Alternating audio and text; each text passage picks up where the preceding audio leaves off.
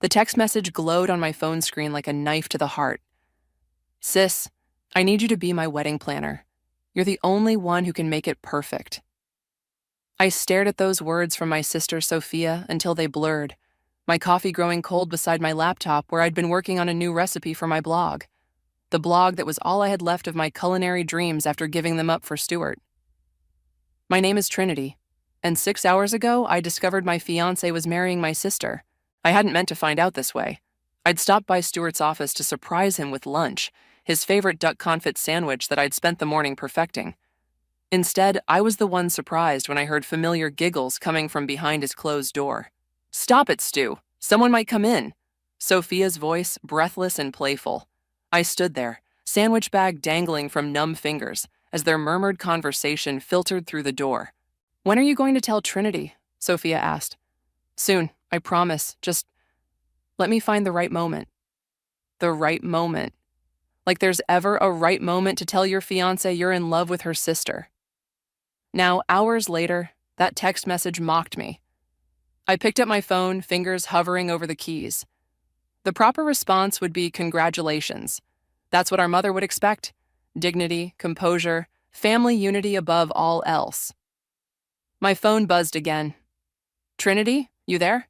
I took a deep breath and typed, "When's the wedding?" 3 months. I know it's fast, but when you know, right? When you know. Like I thought I knew with Stuart. 3 years together, the last 2 engaged while I put my career on hold to support his law practice. My catering company, the one I'd built from scratch, sold to help finance his partnership buy-in. "Please say you'll do it," Sophia texted. "No one understands food like you do." The irony wasn't lost on me. I called her instead of texting back. I needed to hear her voice, to understand how she could do this. "Trinity, so you got my message?" She sounded excited, not guilty. "How long?" My voice came out steadier than I expected. "How long what?" "How long have you been sleeping with my fiancé?" Silence crackled between us. Then, "Oh God, you know?" "Answer the question." 6 months. She paused. "It just happened. We never meant..." "To what? To hurt me? To destroy everything I've built my life around?" "Trinity, please. You're my sister. I need you to understand. What Stuart and I have, it's real." I laughed, a harsh sound that surprised even me. "Real enough to go behind my back for half a year? I'm sorry, we both are. But maybe this is for the best. You were always more passionate about your cooking than about Stuart." The casual cruelty of that statement stole my breath. "You want me to plan your wedding to my fiancé, and you're telling me it's for my own good?" "Ex-fiancé," she corrected gently. "And yes, I want you to plan it. Because you're my sister, and despite everything, I love you. This could be your chance to restart your catering business." I gripped the phone tighter, staring at the laptop screen where my food blog sat open, the sad remnant of my culinary empire. An idea began to form, dangerous and tempting. "Trinity?" Sophia's voice turned worried. "Are you still there?" "Yes." I took a slow breath. "You're right. This could be exactly what I need." "So you'll do it?" "Of course." I smiled, though she couldn't see it. What kind of sister would I be if I didn't? "Oh my God, thank you. You're the best." Her relief was palpable. "Can we meet tomorrow to start planning? The venue's already booked. The new Riverside Event Center. It's gorgeous." "Perfect." I opened a new tab on my laptop. "Tomorrow works. Text me the time." After we hung up, I sat in silence for a long moment. Then I opened my contact list and scrolled to a name I hadn't called in 2 years. "Enzo, it's Trinity. Remember that talk we had about opening our own venue?" I paused, watching the sunset paint the sky blood red through my apartment window. "I think it's time to revisit that conversation. How quickly can you get to the Riverside district?" The pieces were already falling into place in my mind. Sophia wanted me to plan her perfect wedding. I'd give her a day she'd never forget. I closed my laptop and reached for my keys. Time to remind everyone who I was before I became Stuart's fiancé. Time to show them what happens when you mistake kindness for weakness. Let the planning begin. The Riverside Event Center lobby gleamed with marble and possibility. I arrived early for my meeting with Sophia, watching the morning light stream through floor-to-ceiling windows while my mind raced with calculations. Trinity! Sophia's voice echoed across the space. She rushed toward me, arms open for a hug I couldn't return. Her face fell slightly as I stepped back. "Let's keep this professional," I said, pulling out my tablet. "You wanted a wedding planner, right?" "Right." She twisted her engagement ring, my engagement ring, around her finger. "But you're still my sister." "Am I?" The words slipped out before I could stop them. "Of course you are. Look, I know you're hurt, but—" "Budget," I cut her off. "What are we working with?" Sophia blinked, then named a figure that made my eyebrows rise. "Stuart's firm had a great year," she added, not meeting my eyes. "I'm aware. I helped build that success." I made a note on my tablet. "Guest list? 200. She hesitated. "Mom wants to invite the Bowens, of course, including Stuart's mother, Rosalie." I kept my face neutral, though my stomach churned. Rosalie had been more of a mother to me than my own these past few years. "Fine. Now, about the menu." "Trinity?" A familiar voice stopped me cold. Stuart stood in the doorway, looking uncertain. "I didn't know you'd be here." "Surprise," I said flatly. "Your bride hired me." He crossed the lobby, expensive shoes clicking on marble. "Can we talk? Privately?" "No need." I turned back to Sophia. "As I was saying, about the menu—" "Please." He touched my arm. I jerked away as if burned. "Fine. 5 minutes." We stepped into an adjacent meeting room. Through the glass walls, I could see Sophia pretending not to watch us. "You don't have to do this," Stuart said. "We can hire someone else." "Why, worried I'll poison the champagne? That's not funny. Neither is sleeping with your fiancé's sister." I met his eyes. "But here we are." He ran a hand through his hair, a gesture I once found endearing. "I never meant to hurt you." "Fascinating. Did you practice that line in the mirror, or did it come naturally?" "Trinity." "No." I held up a hand. "You don't get to act concerned now. You lost that right somewhere between screwing my sister and letting me plan my own replacement party." "It's not like that." "Then what's it like, Stuart? Explain it to me. Explain how you could watch me give up everything, my business, my dreams, to support you, all while planning your exit strategy with Sophia." He had the grace to look ashamed. "Things just happened." "Things don't just happen. People make choices." I checked my watch. "Your 5 minutes are up." Back in the lobby, Sophia was on her phone, scrolling through Pinterest boards. She looked up as we approached. "Everything okay?" "Perfect," I said, my professional smile back in place. "Now, about that menu. I'm thinking we should do a tasting next week. I know just the chef." "Oh?" Sophia perked up. "Someone good?" "The best." I pulled up Enzo's contact information. "He used to work for me, actually, before I sold the business." Stuart shifted uncomfortably. "Trinity? About that?" "About what?" I kept my eyes on my tablet. "About how the money from my company helped buy your partnership? Ancient history." Sophia looked between us, finally showing a flicker of discomfort.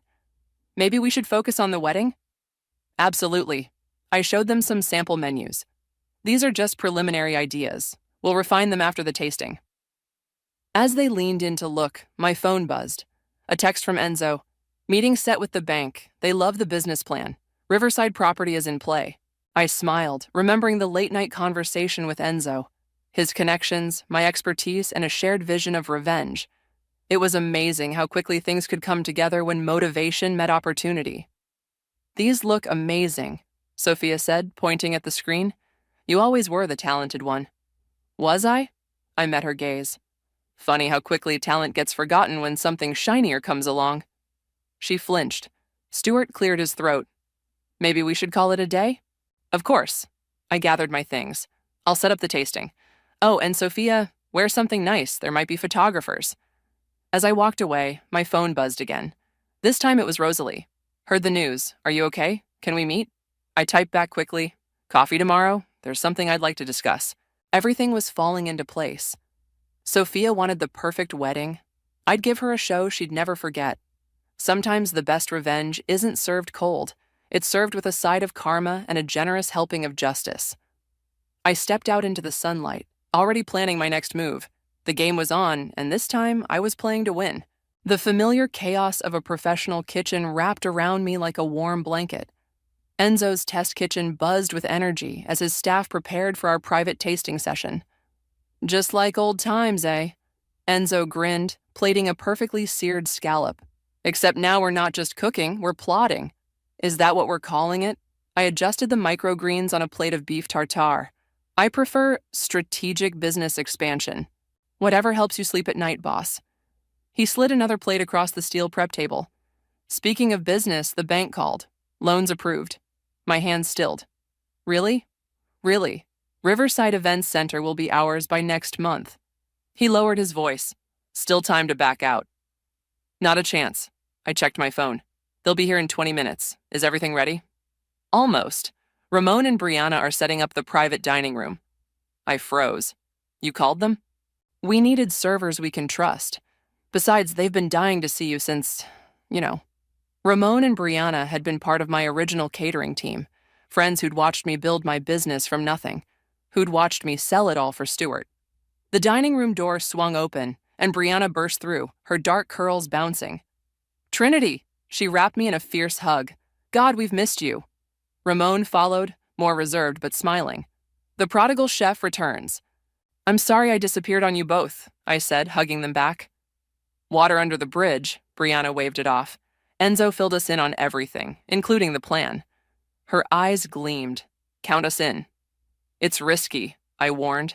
If this goes wrong, we'll still have stood by you, Ramon cut in. Unlike some people. The front door chimed. Through the kitchen window, I saw Sophia and Stuart enter, followed by Rosalie. My heart clenched at the sight of Stuart's mother. Our coffee meeting yesterday had been enlightening. Showtime, Enzo muttered, straightening his chef's coat.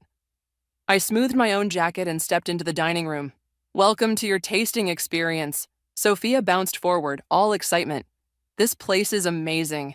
I had no idea it was here. There's a lot you don't know about me. I smiled. Shall we begin? Brianna appeared with champagne as everyone took their seats. I noticed Rosalie chose the chair furthest from her son. First course, Ramon announced, setting down the scallops. Pan-seared dayboat scallops with citrus beurre blanc. Trinity, Rosalie spoke up. This reminds me of that dinner you catered for the firm's partnership announcement. Stuart shifted uncomfortably. Mother, what? Am I not allowed to remember when Trinity was part of the family? Sophia stared at her plate. The scallops are perfect. Course after course followed, each one a reminder of my past triumphs. The tartare from a governor's fundraiser, the duck breast from a celebrity wedding, the dessert that had won me my first major award. I had no idea you could cook like this, Sophia said over the chocolate souffle. You never asked. I sipped my wine. Too busy with other things, I suppose. Stuart cleared his throat. About the cost? Oh, don't worry about that, Rosalie cut in. I'm paying for the catering. Consider it my wedding gift. She met my eyes briefly. After dessert, Enzo emerged from the kitchen. Everything to your satisfaction? Beyond, Sophia gushed. You must be so expensive to book. Quality costs, he shrugged. But for Trinity's sister, we'll make it work. As they discussed details, Rosalie touched my arm. A word? We stepped aside. You're really going through with this? She asked quietly. You're the one who told me about Stuart's creative accounting, I reminded her, about the firm's investigation. I told you because you deserve to know what kind of man my son has become. She glanced at Stuart. Not so you could destroy him. I'm not destroying anyone. I'm reclaiming what's mine. I paused. Are you having second thoughts about helping? No. Her voice was firm. He needs to learn there are consequences. Just be careful, dear. Revenge can consume you. Back at the table, Sophia was signing the catering contract. This is so exciting. Trinity, thank you for doing this. I know it can't be easy. Nothing worth doing ever is. I gathered the contracts. Oh, one more thing. The venue wants to meet next week to discuss layout. Tuesday work for everyone? They agreed, not knowing that by Tuesday the Riverside Events Center would have new owners, not knowing that every bite of food they'd just praised was a piece of my resurrection. As they left, Enzo appeared at my shoulder. Point of no return, boss. Sure about this? I watched through the window as Stuart helped Sophia into their car, just as he used to do for me. They took everything I built. Now I'm taking it back. I turned to face my team, my real family. Let's get to work. The Riverside Events Center looked different now that I owned it. Every gleaming surface, every elegant fixture represented another piece of my plan falling into place. I stood in the main hall, reviewing documents with our new manager when Sophia burst through the doors. "Trinity, you won't believe what happened." She stopped short, noticing I wasn't alone. "Oh, sorry, am I interrupting?" "Not at all." I gestured to the woman beside me. "This is Maria, the venue's new manager. We were just discussing your wedding setup." "New manager?" Sophia frowned. "What happened to Marcus?" "Management change," I said smoothly. "Nothing that affects your booking." Maria excused herself with a knowing smile. She'd been thoroughly briefed on the situation and was more than happy to play her part. "The venue's been weird lately," Sophia said, dropping into a chair. "Everything keeps changing. But never mind that. Guess what Stuart did?" "Developed a conscience?" She ignored my sarcasm. "He's making partner, full partner. They're announcing it next week." My stomach clenched, right on schedule. "Congratulations. The timing is perfect. We'll be able to upgrade everything for the wedding. Speaking of which," she pulled out her phone. The florist sent some new proposals. As Sophia scrolled through flower arrangements, voices drifted from the hallway. Stuart and another man, their tones hushed but intense. "Just make it work, David," Stuart was saying. "Move the money around like last time. The partners can't find out about the discrepancies before the announcement." "It's risky," David replied. "The amounts are bigger now." "I don't care, just do it." I cleared my throat loudly. Stuart and his colleague appeared in the doorway, both startling at the sight of us. "Trinity," Stuart managed. "I didn't know you'd be here." "Venue meeting, remember?" I held up my tablet. We were just reviewing the layout. David made a hasty exit while Stuart joined us, loosening his tie. "How's the planning going?" "Wonderfully," Sophia beamed. "Trinity's thought of everything. Oh, show him the menu cards you designed." I pulled up the designs, watching Stuart's face. He was sweating slightly, his eyes darting to the hallway where his conversation had been overheard. "Beautiful," he said distractedly. "Listen, I need to make some calls. Business stuff." "Always business with you," Sophia pouted. "At least you'll be free for the tasting next week, right?" "Of course." He kissed her cheek and practically fled the room. I waited until his footsteps faded. "Sophia, can I ask you something?" She was back to studying flower photos. "Do you ever wonder where Stuart's money comes from?" She looked up. "What do you mean?" "Law firms don't usually make junior partners millionaires overnight." "He works hard?" she said defensively. "Besides, what do you know about law firm finances?" "More than you'd think. I used to handle all his accounts, remember?" "That was before. Things are different now." "Yes," I agreed quietly. "They certainly are." My phone buzzed. A text from Rosalie. "Board meeting moved up. They're reviewing the books tomorrow." Perfect timing. I typed back, "Documents ready. Enzo will deliver them in the morning." "Trinity?" Sophia's voice pulled me back. "Can I ask you something too?" "Sure." "Are you really okay with all of this?" She gestured vaguely around us. "Sometimes I feel like you're not really here. Like you're somewhere else, planning something." For a moment, I saw my sister. Really saw her. The slight tremor in her hands, the uncertainty in her eyes. She knew on some level that something was wrong. "I'm right where I need to be," I said. And it was true, just not in the way she thought. My phone buzzed again. Enzo. "Catering staff confirmed for partner announcement party. Brianna and Ramon ready to move." "Actually," I said to Sophia, "there is one thing. Stuart's partnership announcement party. I'd like to cater it." "Really?" Her face lit up. "You'd do that?" "Of course. It's a big moment for both of you." I smiled. I want everything to be perfect. After Sophia left, I walked the venue halls alone, running my hands along the walls that now belonged to me. In 1 week, Stuart would be exposed at his own celebration. In 2 weeks, this venue would host a very different kind of party than the one Sophia was planning. My phone rang. Rosalie again. "Are you sure about tomorrow?" she asked without preamble. "The board needs those documents," I said. "Unless you've changed your mind about helping?" "No." Her voice was firm. "Stuart crossed too many lines. But Trinity, This will destroy his career, his reputation. He destroyed mine first. I watched the sunset through the venue's windows. Besides, he did this to himself. I'm just making sure everyone sees it. And Sophia? I closed my eyes. Some lessons hurt more than others. The call ended, and I stood in the growing darkness, surrounded by the pieces of my carefully constructed revenge. Tomorrow, the first domino would fall. By the time they realized what was happening, it would be too late to stop the cascade. The law firm's conference room crackled with tension. I stood near the buffet table, arranging canapes while pretending not to notice Stuart's increasingly frantic phone calls in the corner. "What do you mean, missing files?" he hissed into his phone. "Find them."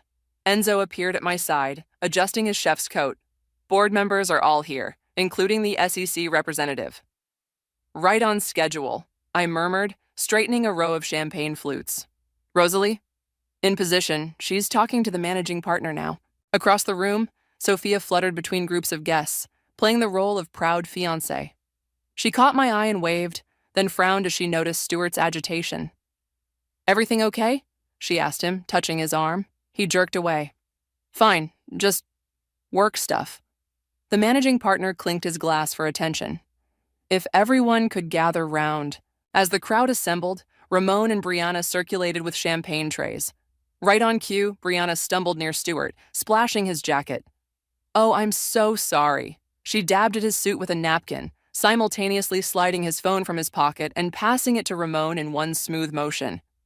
"It's fine," Stuart snapped, but his eyes were on the managing partner, who was now reviewing papers with a deepening frown.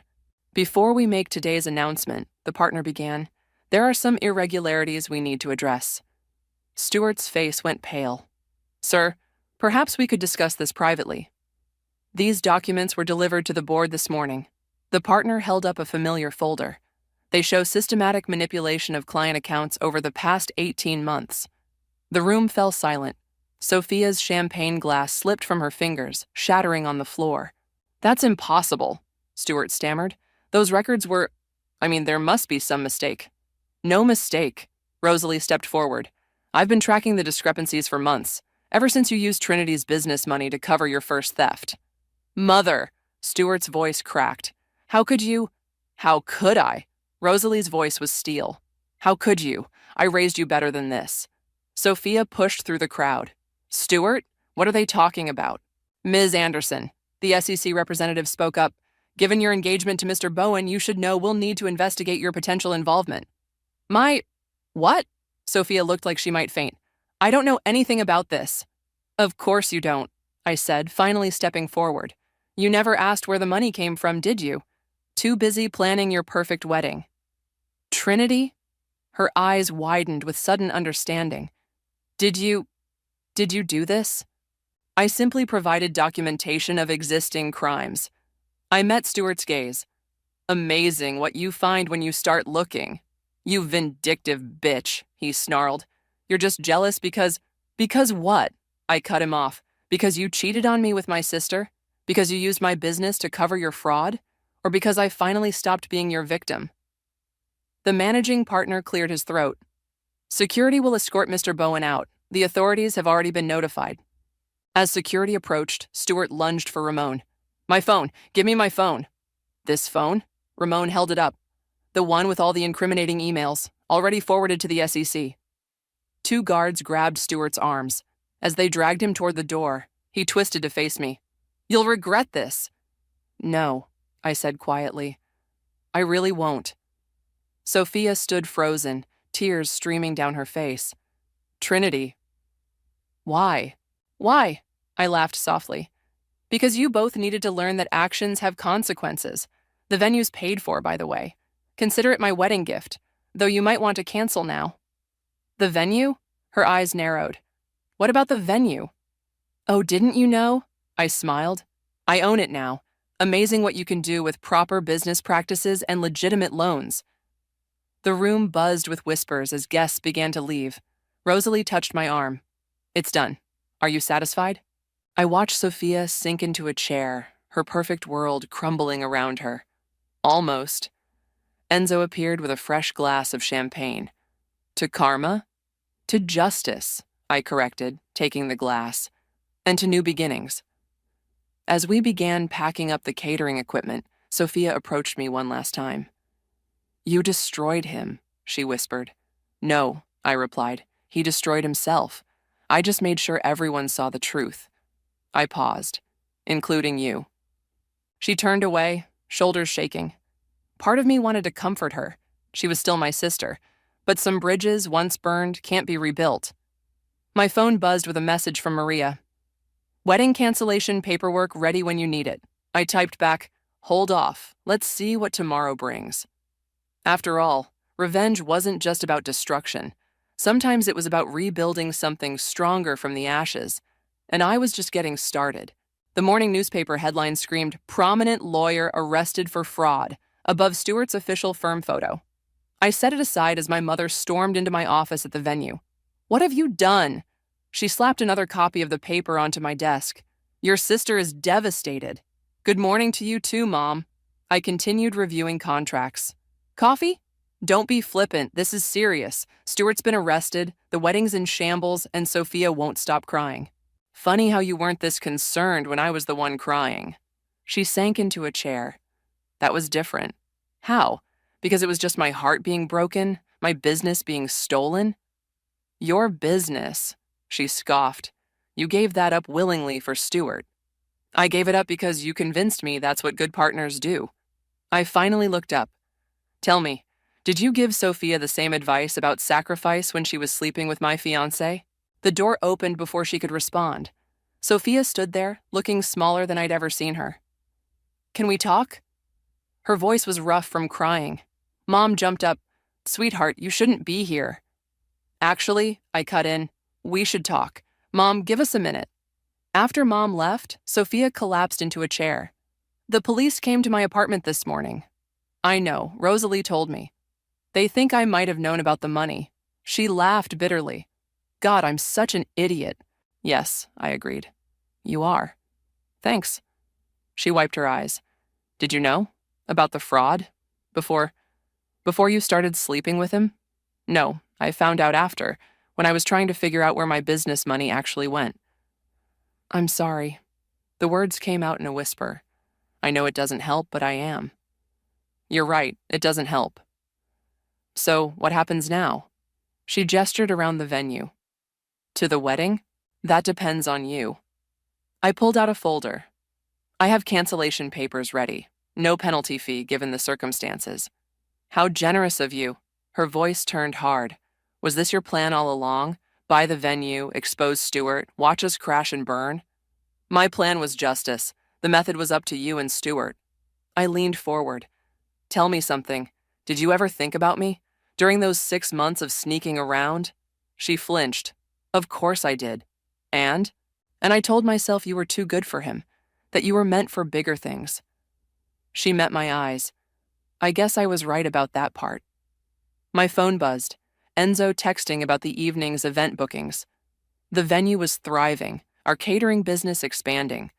Success, it turned out, was the best revenge. The thing is, Sophia continued, I didn't just lose Stewart, I lost my sister too. You lost me the moment you chose him over family. Can we fix this? She sounded young, uncertain. Us, I mean. Not the other stuff. Before I could answer, Brianna knocked and entered. Sorry to interrupt, but the investors are here for the tour. Give me 5 minutes. I turned back to Sophia. Take the cancellation papers. Think about what you want to do. And if I don't cancel, then I'll give you the most beautiful wedding this venue has ever seen. I smiled. Right before I sell it and move on to my next project. She stood, clutching the folder. You really have changed. No, I just stopped pretending to be someone else. I walked her to the door. Oh, and Sophia, the police will find that you're innocent of the fraud. I made sure of that. Her eyes widened. Why would you do that? Because you're still my sister, even if you're not my friend anymore. After she left, I joined Brianna in the main hall where Ramon was leading potential investors through our expansion plans. The kitchen renovation will double our capacity, he was saying, and with Chef Trinity's reputation. Speaking of which, one investor turned to me. I heard about your connection to the Stewart scandal. Quite a story. Ancient history. I said smoothly. We're focused on the future here. My phone buzzed again. Rosalie. Stuart's asking for bail. Should I help him? I typed back, your choice. He's learned his lesson either way. The rest of the day passed in a blur of meetings and preparations. By evening, I stood in my office watching the sunset paint the city gold. A knock at the door revealed Enzo. Sophia signed the cancellation papers, he said. Maria just processed them. I nodded, unsurprised. And the venue bookings? Full for the next year. Turns out scandal is good for business. He paused. You okay? Better than okay? I turned from the window. I'm free. Free enough to finally have dinner with me? I laughed, caught off guard. Are you asking me out? Depends. Is revenge officially over? Looking around at everything I'd built from the ashes of betrayal, I felt the last weight lift from my shoulders. Yes, I said. I think it is. Then yes, I'm asking you out. He grinned. I know this great venue for dinner. 3 months after the canceled wedding, I stood in my venue's kitchen, tasting Enzo's latest creation when Brianna burst in. Turn on the news, now! Ramon flicked on the kitchen TV, where Stuart's face filled the screen. He stood outside the courthouse, looking haggard in a rumpled suit. Breaking news. Local attorney Stuart Bowen has pleaded guilty to multiple counts of fraud and embezzlement. 5 years, Enzo whistled, plus full restitution to the victims. Including you? Ramon asked. I nodded, sampling another spoonful of risotto. The settlement came through yesterday, more than what I lost on the original business. Trinity? Maria appeared in the doorway. Your mother's here, with Sophia. The spoon clattered against the counter. I hadn't seen either of them since the cancellation. Want backup? Enzo squeezed my hand. No, I need to do this alone. They sat in my office, Mom looking defensive, Sophia pale but composed. A newspaper lay between them on my desk, another Stuart headline. Well, Mom broke the silence. I suppose you're happy now. Mom, Sophia warned, we didn't come here to fight. Why did you come? I settled behind my desk. I'm moving, Sophia said, to Seattle. Fresh start. Running away won't fix anything. I'm not running. She straightened. I got a job offer, a good one, and I need to find out who I am without Stuart, without family drama. Without me, you mean? Without anyone's expectations. She pulled out an envelope. But before I go, there's something you should have. Inside was a check, a large one. What's this? My half of the settlement. Stuart's lawyers said I was entitled to it as his fiancé, but she swallowed hard. It was your money first. It should go back to you. Keep it, I said. Use it for your fresh start. Trinity. I mean it. I don't need it anymore. I gestured around the office. I built something better. Mom cleared her throat. That's the other reason we're here. I was wrong. About everything. I stared at her. In 30 years, I'd never heard those words from her lips. You were always the strong one, she continued. The responsible one. I took advantage of that. Expected you to sacrifice everything while letting Sophia... She trailed off. While letting Sophia take whatever she wanted, I finished. Yes. She reached for my hand. I let her take it. I'm sorry. Me too, Sophia added. And not just because it all fell apart. I'm sorry I hurt you. Sorry I was so selfish. Through the office window, I could see Enzo directing staff for tonight's event. My venue, my empire, humming with life and possibility. You know what the funny thing is? I said. If none of this had happened, I'd still be playing small, still putting everyone else first.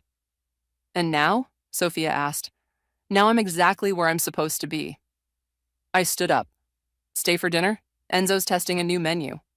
Are you two... Mom raised an eyebrow. Dating? Yes. And before you say anything, he respects my ambitions. I wasn't going to criticize.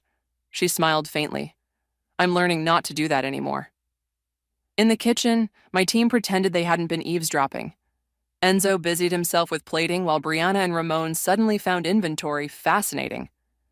Family dinner? Enzo asked carefully. Something like that? I turned to Sophia. When do you leave? Next week.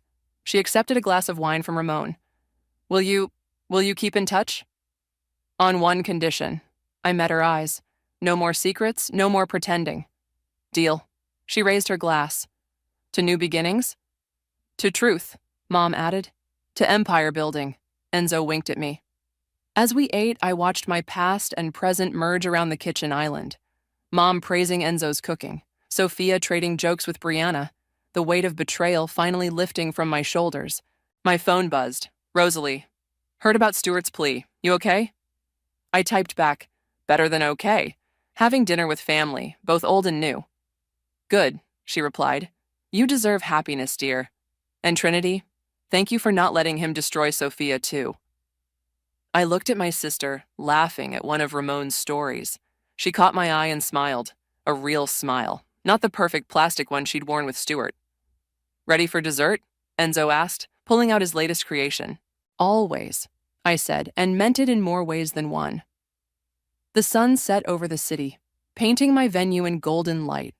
Through the windows, I could see couples arriving for tonight's events, staff moving with practiced grace, the empire I'd built from the ashes of betrayal thriving in ways my old life never could.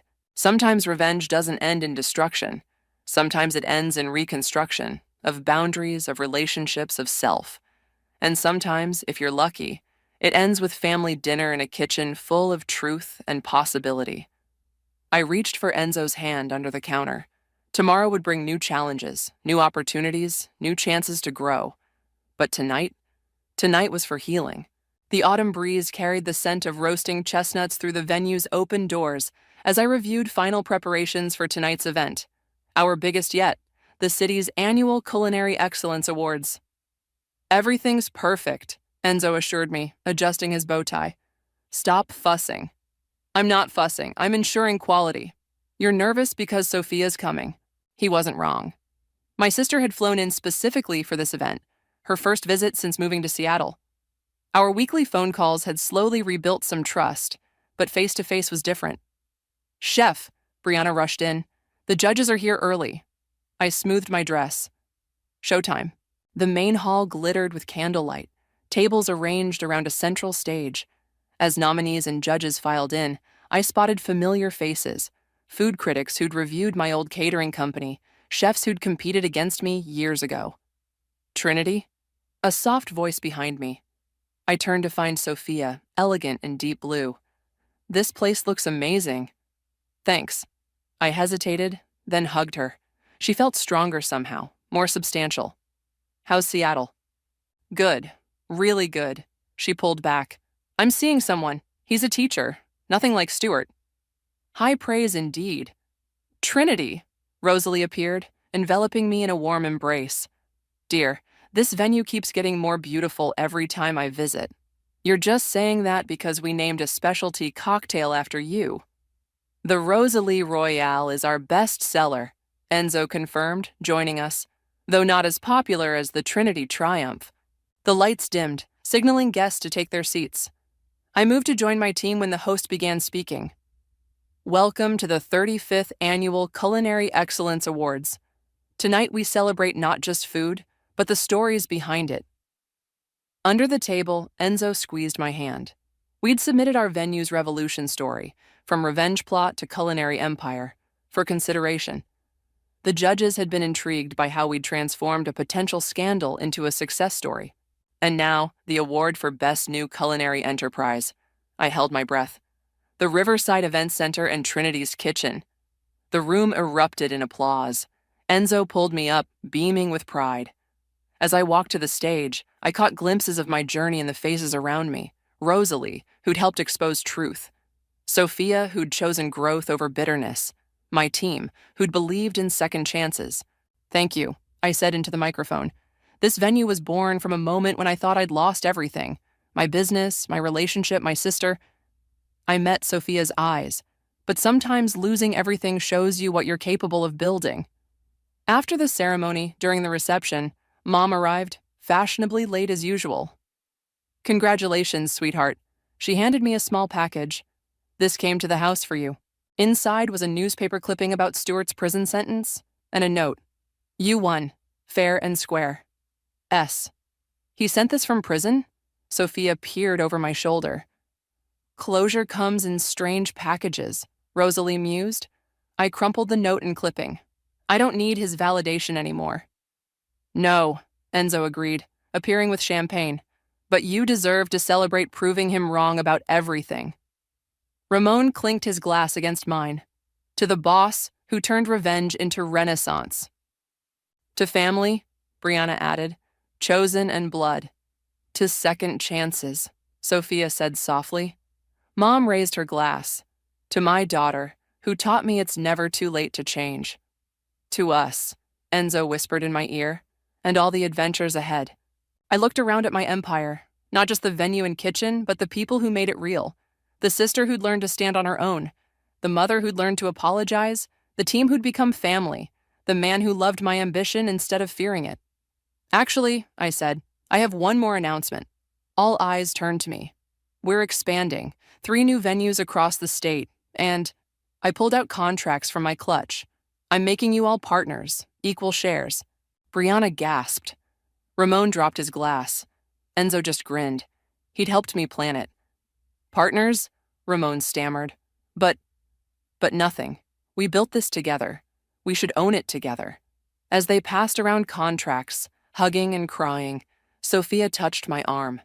You did it, she said. You really did it. We all did. I smiled. Everyone here chose to be better than their mistakes. Through the venue's windows, the city sparkled with possibility.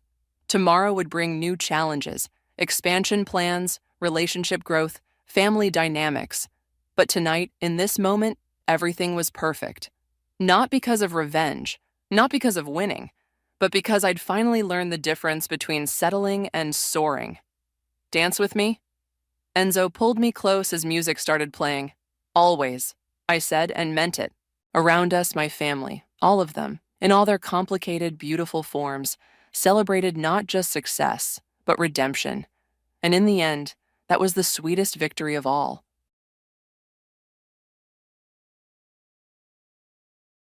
My name is Chloe, and I was 14 when my parents got divorced. It wasn't one of those dramatic splits you see in movies, no screaming matches or throwing clothes out of windows. Just 2 people who decided they couldn't make it work anymore. Dad moved several states away, and Mom started dating again almost immediately. That's how Richard entered our lives. Richard seemed nice enough at first. He had a good job at some corporate firm, dressed well, and made my mom laugh. But there was something about the way he looked at me that made me uncomfortable from day one. Not in a creepy way, worse, in a judging way. Like I was some kind of problem he needed to fix. Your daughter could use some guidance, I overheard him telling Mom one evening, about a month after he moved in. She's at that difficult age. I was standing in the hallway, and I remember how my stomach twisted when Mom replied, I know. I'm so glad you're here to help. But it wasn't help, it was criticism wrapped in fake concern, delivered with a smile that never quite reached his eyes. It started small, with little comments about my clothes or my hair. Then it escalated. I remember the first time he really got to me. It was during dinner, about 6 months after he and Mom got married. I was wearing new jeans I'd bought with my allowance. Those jeans are getting a bit tight on you, aren't they, Chloe? Richard said, his fork pausing halfway to his mouth. You're growing so fast. Then, under his breath, but loud enough for me to hear, wider, mainly. I felt my cheeks burn as tears threatened to spill. They're supposed to fit like this, I managed to say. Oh, honey, Mom jumped in, Richard's just concerned about your health. You know how teenagers can sometimes not notice these things. That was the pattern, Richard would say something cruel, disguise it as concern, and Mom would back him up. Every single time. When I tried to tell her how his comments made me feel, she'd shake her head and say I was being too sensitive. You need to learn to take a joke, Chloe, she'd say, while Richard sat there with that smug little smile of his. He's just trying to look out for you. I started calling Dad more often after that. Our Skype calls became my lifeline. He'd listen to me, really listen, without trying to explain away Richard's behavior, or tell me I was overreacting. He kept paying alimony regularly, which I later learned was more than generous, but money couldn't fix what was happening at home. Everything changed when my half-brother was born. I was 17, trying to focus on my final year of high school, while our house transformed into what felt like a shrine to Richard's perfect little family, minus me, of course. Mom was completely absorbed in the baby. I mean, I get it, he was tiny and cute and needed constant attention. But it was like I'd become invisible overnight. The only time anyone seemed to notice me was when something went wrong, like when I accidentally woke the baby by closing my bedroom door too loudly. I expected Richard to get worse after the baby was born, to find even more ways to criticize me. But something unexpected happened. He started traveling for work. A lot. Those business trips became my salvation.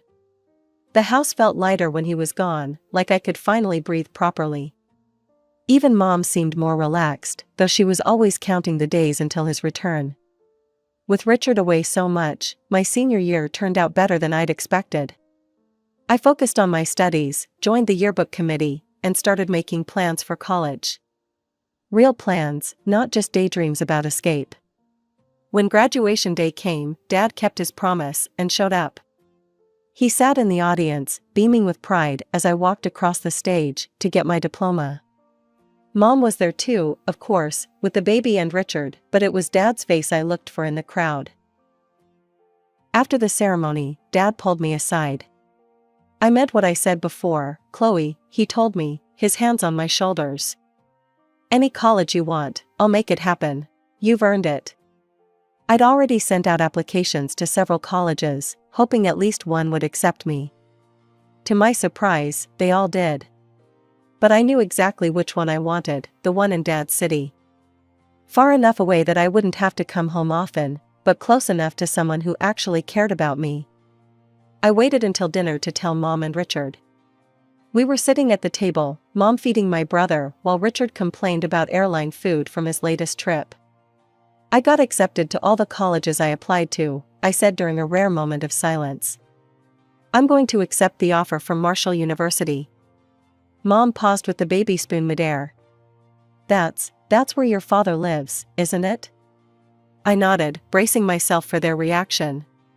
Well, Richard said, that familiar mocking smile spreading across his face, looks like your father finally managed to do something useful with his life. Paying for college, who would have thought? I gripped my fork so hard, my knuckles turned white. The urge to snap back at him, to tell him exactly what I thought about his useful contribution to my life, was almost overwhelming. But I held my tongue. I didn't want to give him the satisfaction of seeing me lose my cool. Mom let out a small sigh of what sounded suspiciously like relief. Maybe she was glad to finally have me out of the way, free to focus on her real family without the complicated reminder of her previous marriage hanging around. The next morning, I packed everything I could fit into 2 suitcases and a backpack. Mom was too busy with the baby to notice me hauling my bags downstairs, and Richard had already left for work. Dad arranged for a car service to pick me up, and by that evening, I was standing in front of his house, a beautiful 2-story colonial with a wraparound porch. It was so different from the cramped house I'd left behind, but it wasn't just the size that struck me. It was the warmth. Sarah, Dad's fiancé, was waiting at the door with him.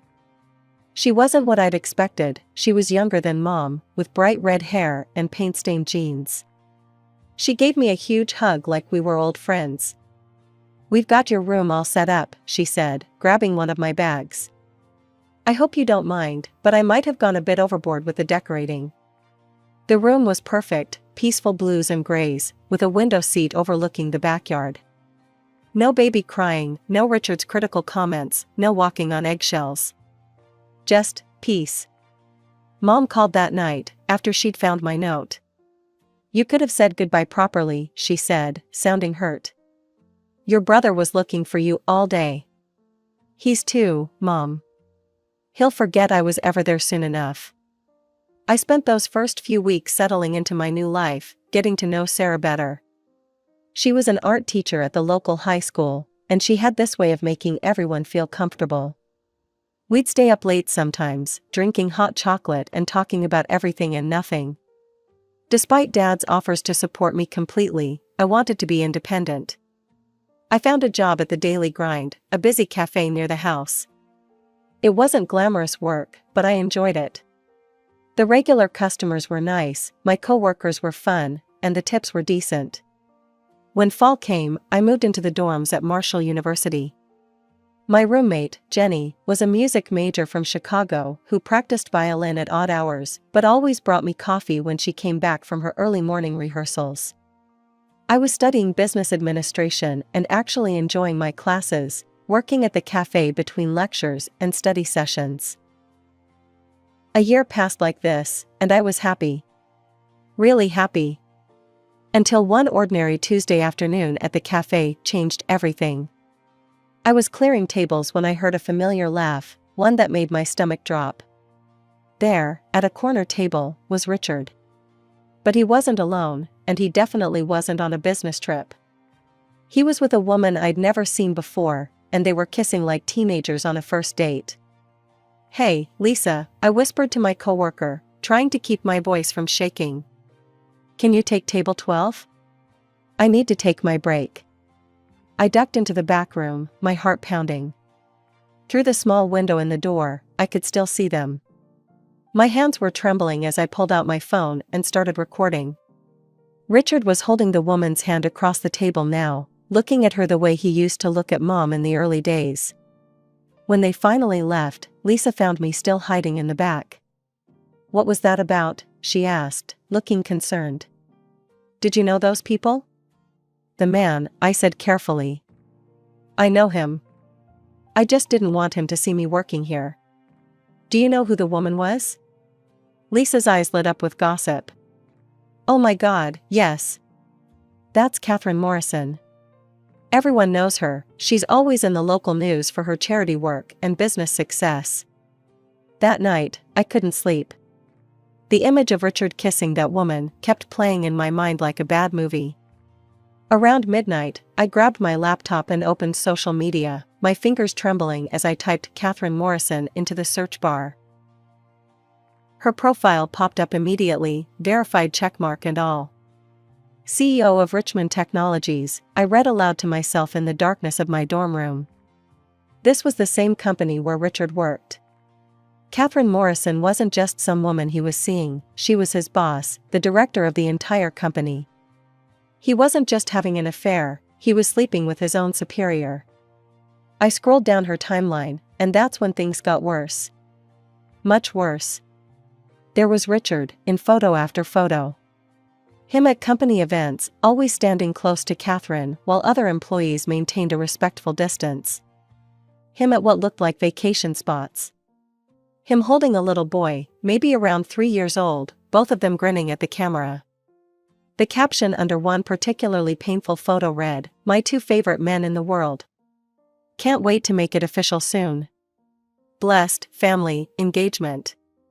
I kept scrolling, and the evidence kept mounting.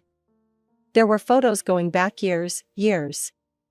All those business trips Richard took, all those times Mom was home alone with my brother. He'd been building a whole separate life, complete with another child. My hands were shaking so badly, I almost dropped my phone as I started saving the photos. One by one, I downloaded them all, including screenshots of the captions. There was Richard at what looked like the boy's birthday party, Richard and Catherine at Christmas dinner, Richard pushing the little boy on a swing. One photo in particular made me pause. It was from about 6 months ago, showing Richard, Catherine, and their son at some kind of carnival.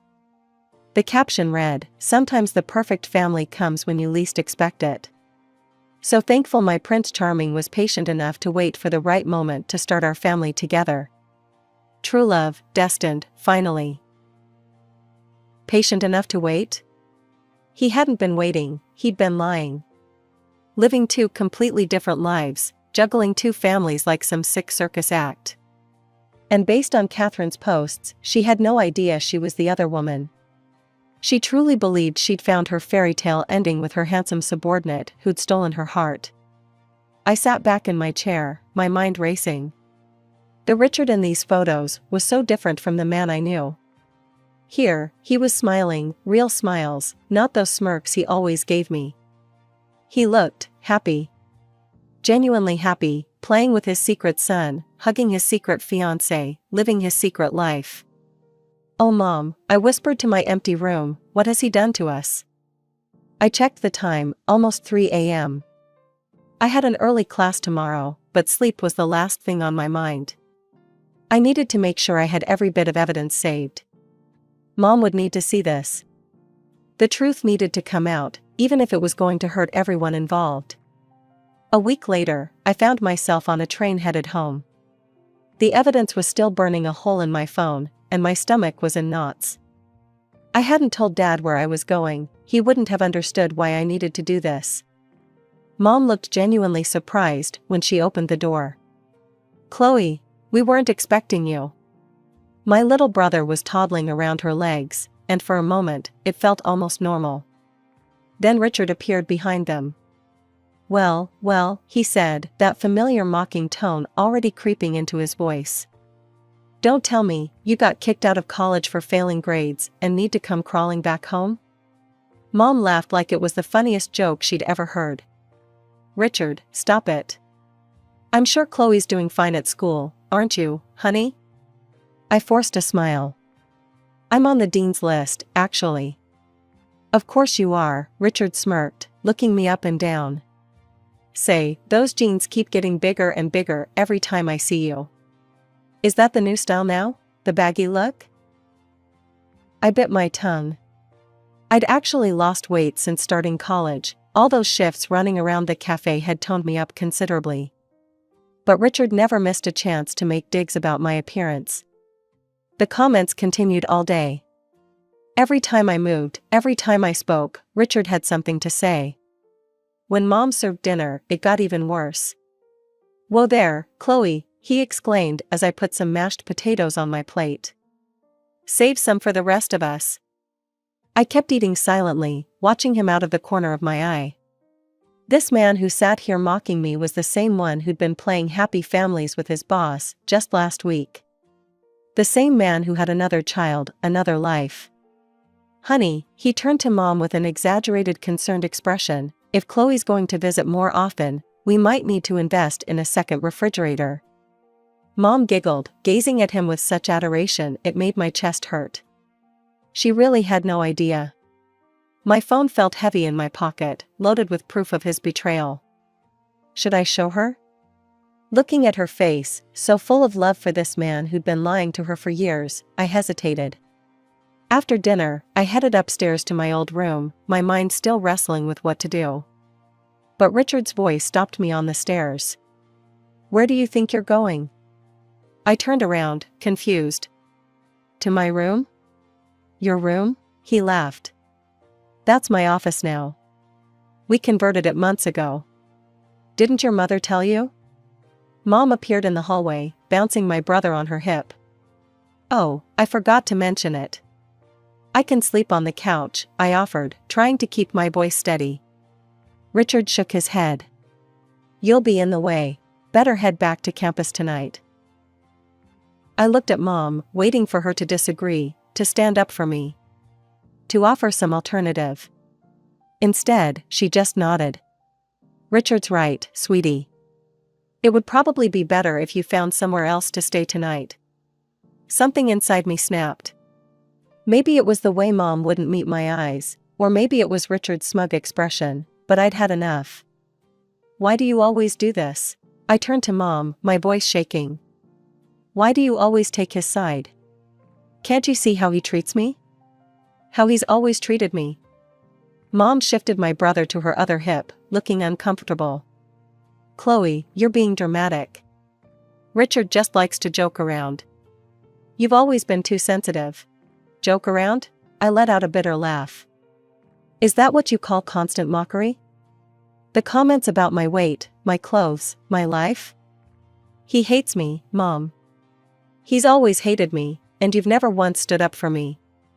Richard stepped forward, that insufferable grin still on his face. Now, Chloe. Let's not turn this into one of your teenage tantrums." "Shut up." My hands were trembling as I pulled out my phone. "You don't get to talk anymore." I pulled up the first photo and held it up to his face. The effect was immediate, all the color drained from his cheeks. "What's that?" Mom asked, peering at the screen. "Richard, what's wrong? Would you like to explain to Mom what kind of business trips you've been taking?" I swiped to the next photo, the one of him with his other son. "Or maybe you'd like to tell her about your fiancé? You know, your boss at Richmond Technologies? The one you have a child with?" Mom's mouth fell open. The room was so quiet I could hear the tick of the wall clock. That's not," Richard stammered, his smirk finally gone. "Not what? Not your son in these photos? Not you kissing Catherine Morrison? Not your engagement announcement from 2 weeks ago?" I turned to Mom. "He's been living a double life for years, Mom. All those business trips? He's been with his other family, his other son, planning his wedding to another woman who has no idea he's already married." "You're lying." Mom's voice was barely a whisper. "I wish I was. He's been cheating on you with his boss. They have a 3-year-old son together. She thinks he's single, that they're going to get married." "Stop it." Mom's scream made my brother start crying.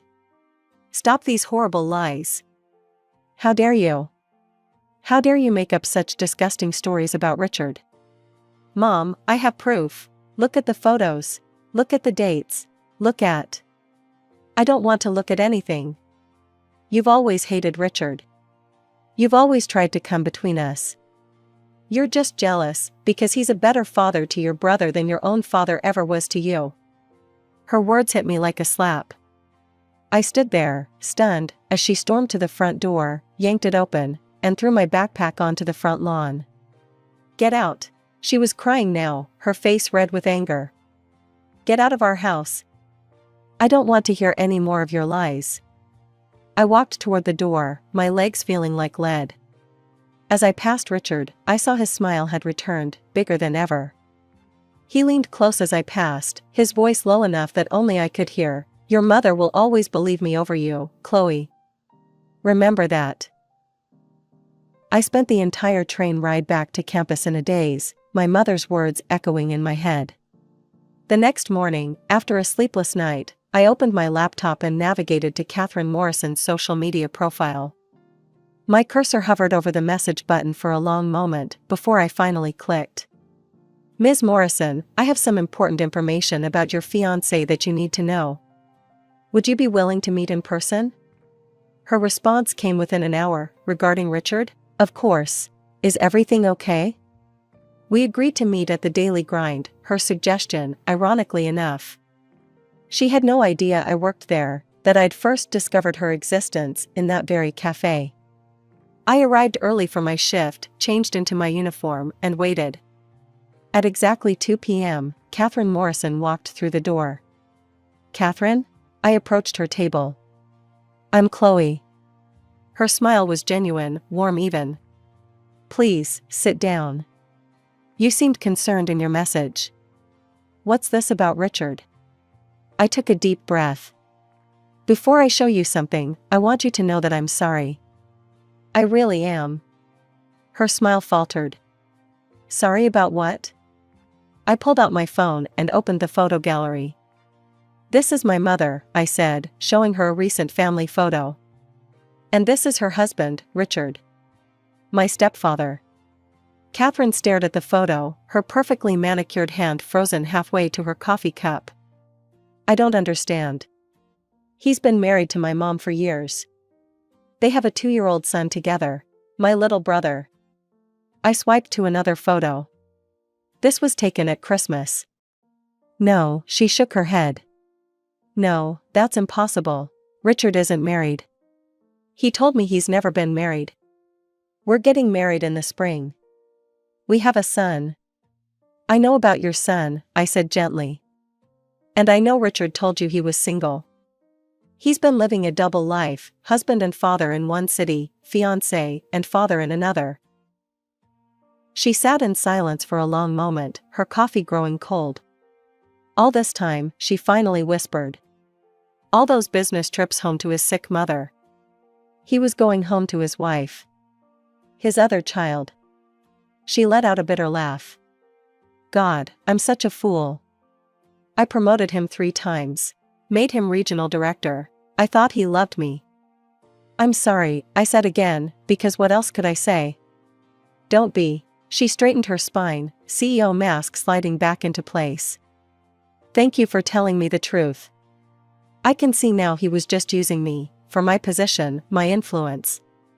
She stood up, gathering her things. If you'll excuse me, I have some calls to make. Thank you, Chloe. Really? I watched her walk out of the cafe, her heels clicking against the floor, her head held high, despite everything.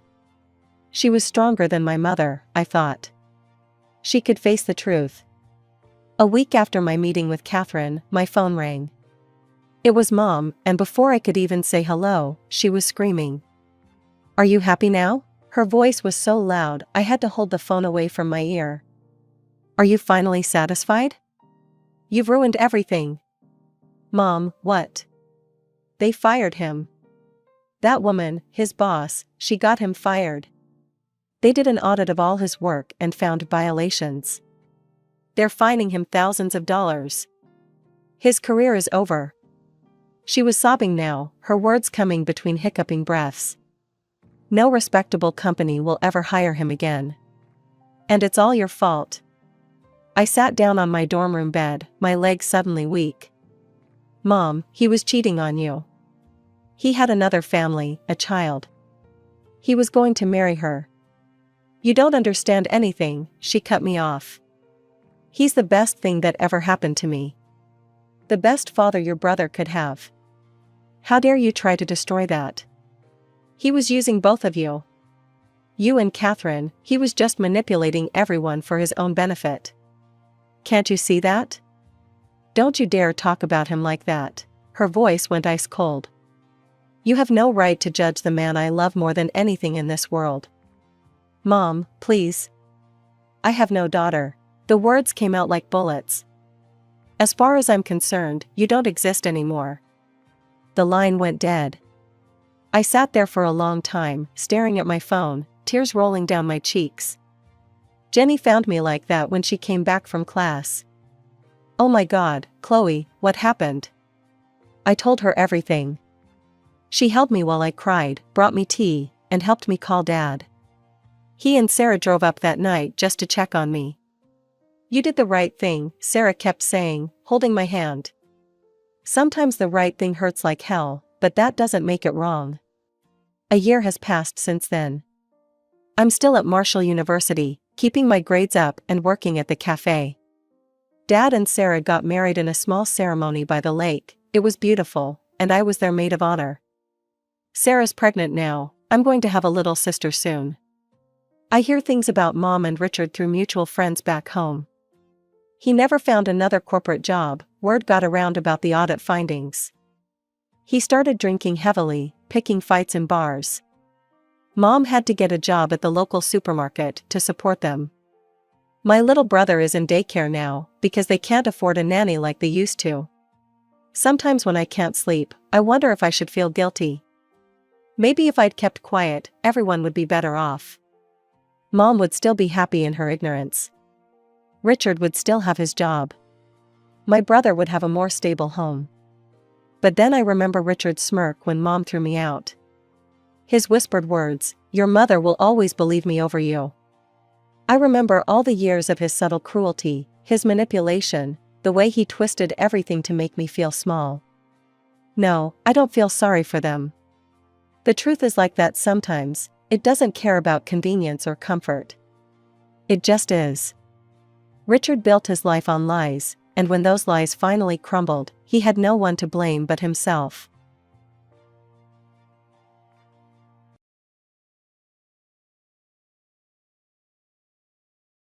My name is Ella, and I don't remember exactly when I first realized I was different from my sister Sarah.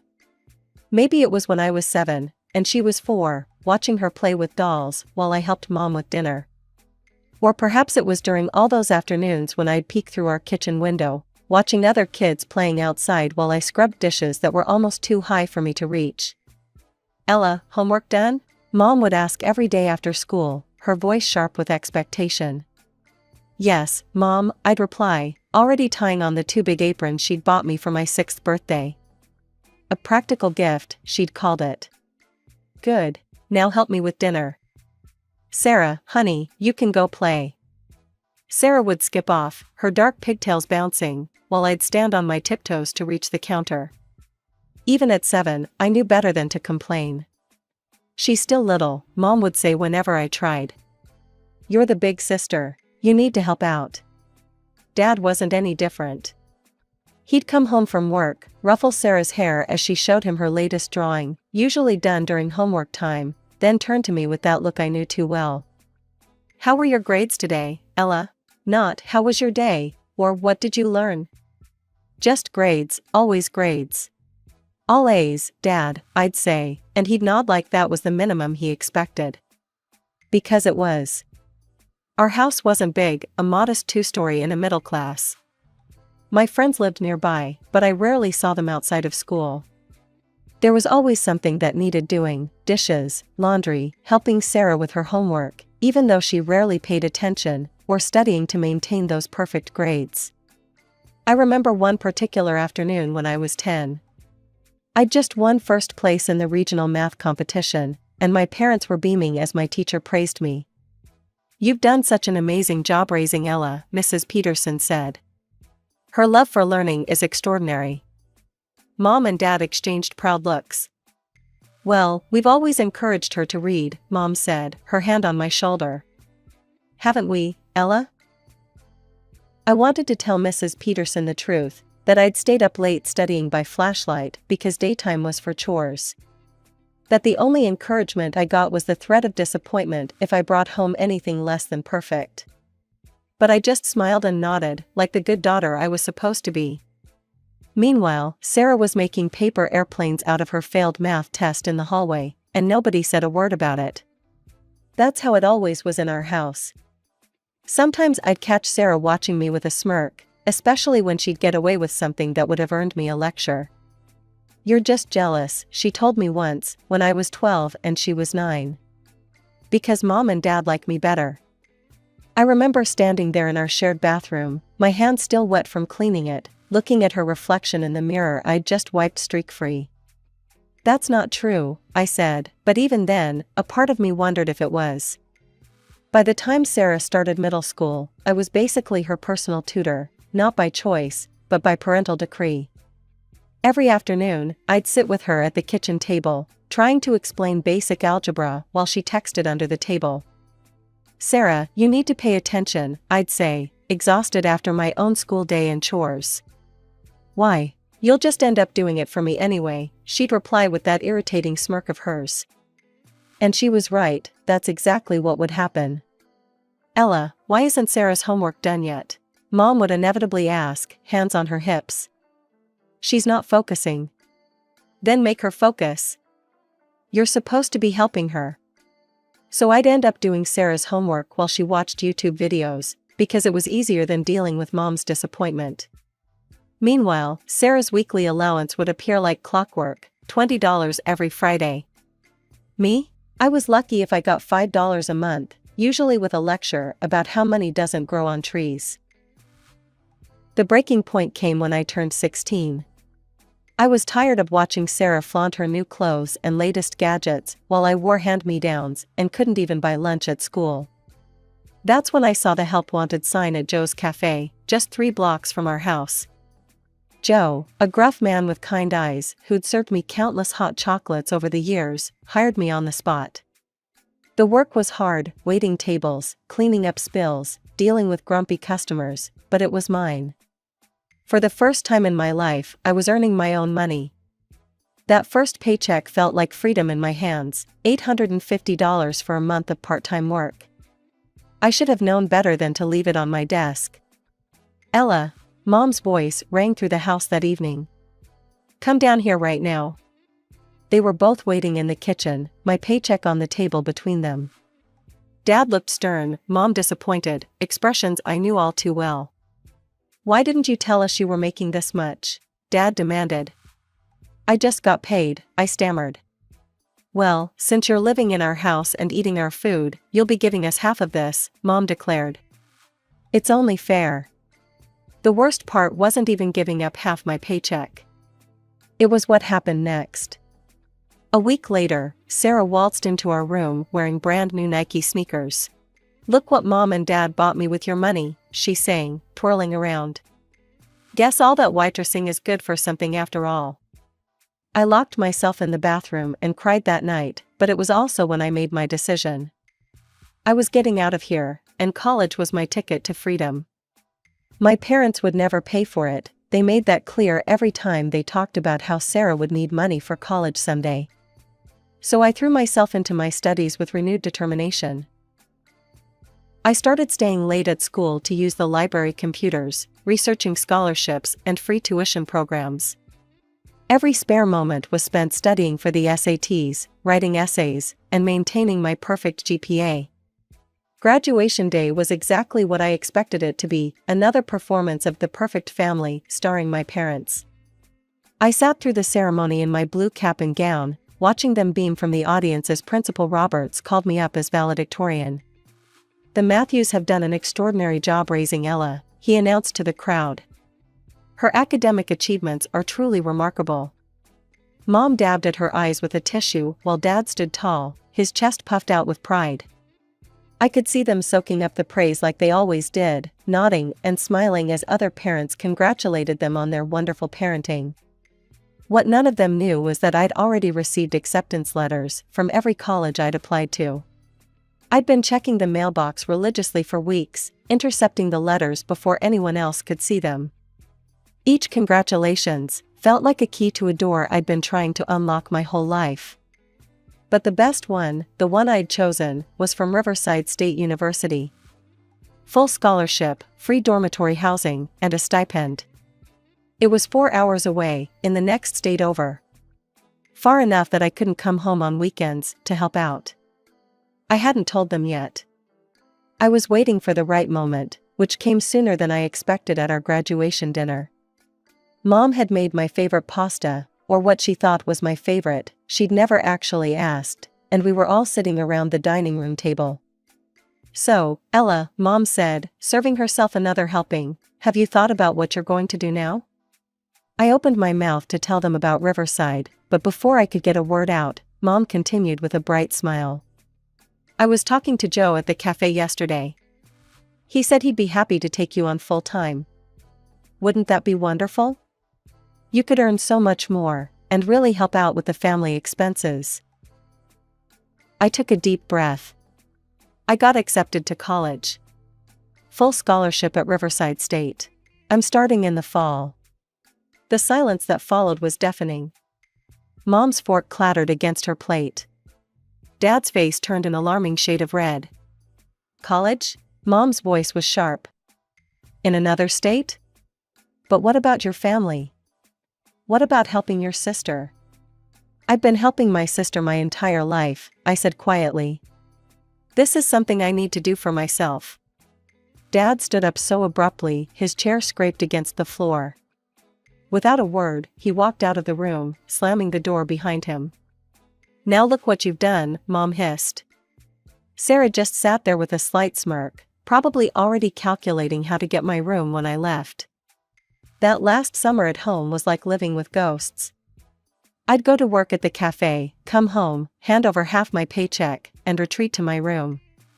Mom and Dad barely spoke to me, just cold, necessary exchanges about bills or dinner times. The money they took from my paychecks, they accepted without a word of thanks. When August came, I packed my bags alone. No tearful goodbyes, no family photos on the front porch, no Dad loading up the car like I saw other students had. Just me, my 2 suitcases, and a bus ticket to Riverside State. "I'm leaving now," I announced that morning, standing in the kitchen doorway. Mom kept washing dishes, her back to me. Dad rustled his newspaper. Sarah didn't even look up from her phone. "Okay," Mom said, like I'd told her I was going to the grocery store. The bus ride to college was 4 hours of pure relief. With each mile, I felt lighter, freer. My dorm room was small but clean, and my roommate Jenny became the sister I'd always wished I had, supportive, kind, interested in my life. I threw myself into my finance classes, loving every minute of learning about investment strategies and market analysis. My professors praised my work ethic, and for once, there was no one around to take credit for it. The rare calls home always followed the same pattern. "Sarah's thinking about becoming a model," Mom would say, not asking how I was doing. "She's just waiting for the right opportunity," Dad would add, ignoring my attempts to share my own achievements. In my junior year, Sarah graduated high school. Mom called specifically to tell me about it, though not because they wanted me at the ceremony.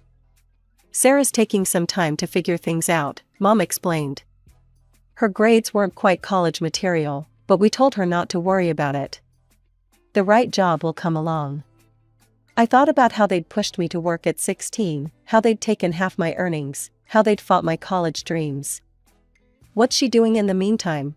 I asked. "Oh, just exploring her options," Mom said breezily. "We don't want her to rush into anything she's not passionate about."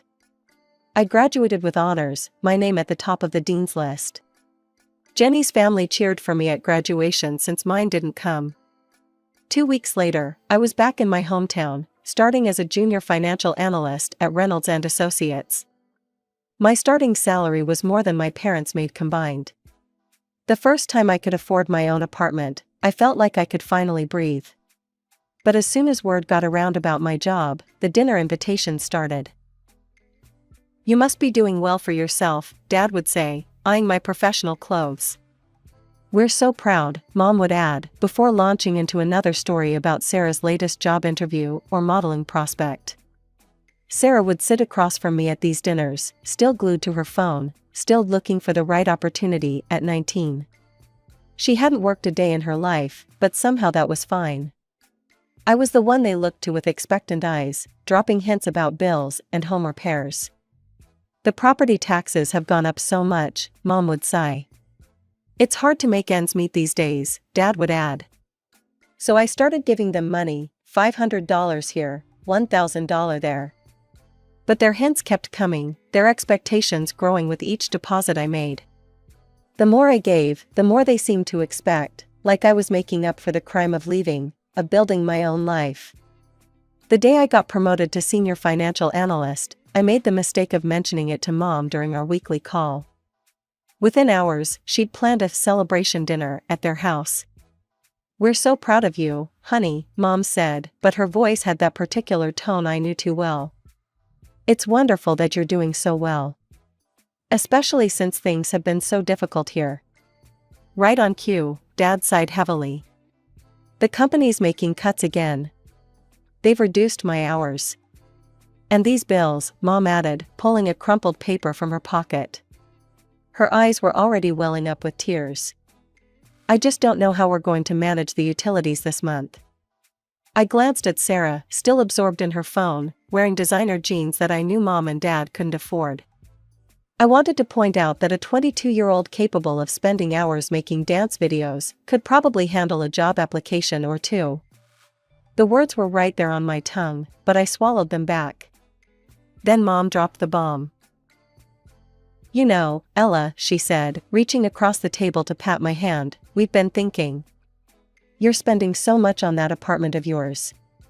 Why don't you move back home? You could save money, and we could help each other out." I felt like I was 16 again, watching my hard-earned money disappear into their pockets. The thought of giving up my peaceful apartment, my independence, my space, it made my stomach churn. But as I opened my mouth to refuse, I saw the familiar guilt-inducing looks on their faces. Okay, I heard myself say, and watched their faces light up with joy. A week later, I was back in my childhood bedroom. The room felt smaller than I remembered, or maybe I'd just grown too big for it. I laid down my conditions quickly. "I'll help with the bills and groceries, but I won't be cooking or cleaning. I did enough of that growing up." Mom agreed immediately, too quickly, really. It wasn't until I heard Sarah's outraged shriek the next day that I understood why. "What do you mean I have to clean?" she wailed. "I don't even know how to use the vacuum cleaner." "Well, it's time you learned," Mom said, in a tone far gentler than she'd ever used with me about chores. Ella's helping us financially, so you can help with the house. I watched from my doorway as Sarah stomped around with the vacuum, barely touching the carpet, muttering under her breath about how unfair it all was. She'd post passive-aggressive stories on Instagram later about forced labor and unfair treatment, but I couldn't bring myself to care. After all, she was still living off my money, my grocery payments, my utility contributions, my rent equivalent that mysteriously never seemed to reduce our parents' financial strain. The least she could do was learn how to clean a bathroom. "Ella, have you noticed how shabby the house is looking?" Mom mentioned casually one morning over coffee. "The paint is peeling, and that wallpaper in the living room." Dad joined in immediately. "The bathroom fixtures are pretty outdated too. Sure would be nice to give this place a facelift." I knew what was coming. 3 days and several hints later, they finally asked outright if I would help with some home improvements. By help, of course, they meant pay for everything. I ended up spending nearly $30,000 on repairs and renovations. New paint throughout the house, updated bathroom fixtures, modern kitchen appliances, hardwood flooring to replace the old carpet, and fresh wallpaper in every room. I even had the exterior painted and the garden landscaped. The transformation was remarkable, I had to admit. The house looked like something out of a home improvement magazine. And suddenly, our house became the social hub of the family. "You must come see what we've done with the place," Mom would say on the phone to relatives and friends. "We've made such wonderful improvements." Always we. I'd sit quietly during these gatherings, watching Mom and Dad beam with pride as guests praised their beautiful home and excellent taste. Not once did they mention that I'd funded the entire renovation. Not once did they acknowledge that their improved lifestyle came from my bank account. As Christmas approached, they planned their biggest gathering yet. Mom invited every relative within driving distance, plus all their friends. "It'll be perfect," she kept saying. "Everyone will see how well we're doing." I spent a fortune on gifts for everyone, including a new laptop for Sarah that she'd been hinting about for months. Christmas Day arrived, and the house was packed with people admiring the renovations and enjoying the catered food, which I'd also paid for. When it came time to exchange gifts, I watched as Sarah unwrapped a brand new iPhone from our parents, complete with all the accessories. Her squeal of delight could probably be heard next door. My gift from them? A bath set from the drugstore, the kind you buy last minute when you've forgotten someone. I didn't say anything. I just smiled and thanked them, then watched as everyone opened the expensive gifts I'd bought them. Nobody seemed to notice the disparity. Nobody seemed to care. The party was winding down when Mom cleared her throat to make an announcement. "Linda and her kids are staying with us for a few days," she said, gesturing to her friend from out of state. Linda smiled warmly, her 2 teenage children looking tired after the long drive. "That's nice," I said, already thinking about how cramped the living room would be with 3 people sleeping there. But Mom wasn't finished. "Ella, you'll need to clear your things out of your room. Linda and the kids will be staying there." I stood there in the middle of the living room, still processing what I'd just heard. Linda and her kids shifted uncomfortably, clearly sensing the tension. "They can stay in the living room," I suggested, trying to keep my voice level. "We can set up the pull-out couch and bring in the air mattress." "Don't be ridiculous," Mom snapped. "They're guests. We can't make them sleep in the living room, they'll be uncomfortable there." The irony of her concern for their comfort hit me like a slap. "And what about my comfort?" I asked, feeling heat rise in my cheeks. "Did you think about that at all?" Dad waved his hand dismissively. "Stop making a scene. Just pack your things and move to the living room. It's only for a few days." I looked around at the house I'd renovated, at the Christmas decorations I'd paid for, at the presents I'd bought. Something inside me snapped. Why can't they stay in Sarah's room? The silence that followed was deafening. Sarah's head snapped up from her new iPhone, her mouth hanging open. Mom and Dad looked at each other like I'd suggested setting the house on fire. "I can't believe you'd even suggest that," Sarah sputtered. That's completely out of the question, Mom said firmly. Why? I pressed. Why is it okay to displace me but not her? Mom's face turned red. You're embarrassing me in front of my friend, she hissed. This is not how we raised you to behave. If you can't show proper respect in this house, Dad thundered, then maybe you shouldn't be here at all. Get out, Mom added, her voice shrill. Get out until you learn some manners. I looked at them, really looked at them. At Mom's self-righteous anger, at Dad's red face, at Sarah's smug little smile. Not one of them seemed to remember or care that I was the one who'd paid for the roof over their heads, the food on their table, the presents under their tree. I didn't remind them. Instead, I walked upstairs to my room, the room they wanted to give away, like it was theirs to give. My hands were steady as I packed my suitcase, as I made calls to find a hotel or hostel that had vacancies on Christmas night. The Paradise Inn, a small hostel on the edge of town, had one room left. I booked it immediately.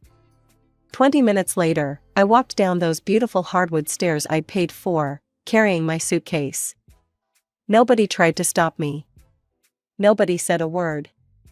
Sarah just smirked and went back to playing with her new iPhone. The Paradise Inn wasn't much, a small room with a lumpy bed and a bathroom down the hall, but it felt more like home than my parents' house had in years. I spent New Year's Eve there, alone with Chinese takeout and my laptop, searching for apartments. I found a one-bedroom apartment in a modern complex across town, far from my parents' neighborhood. My phone buzzed constantly those first few days, texts and calls from my parents and Sarah. I didn't read or answer any of them. I bought furniture I actually liked, not just what my parents would approve of. Painted the walls colors I chose.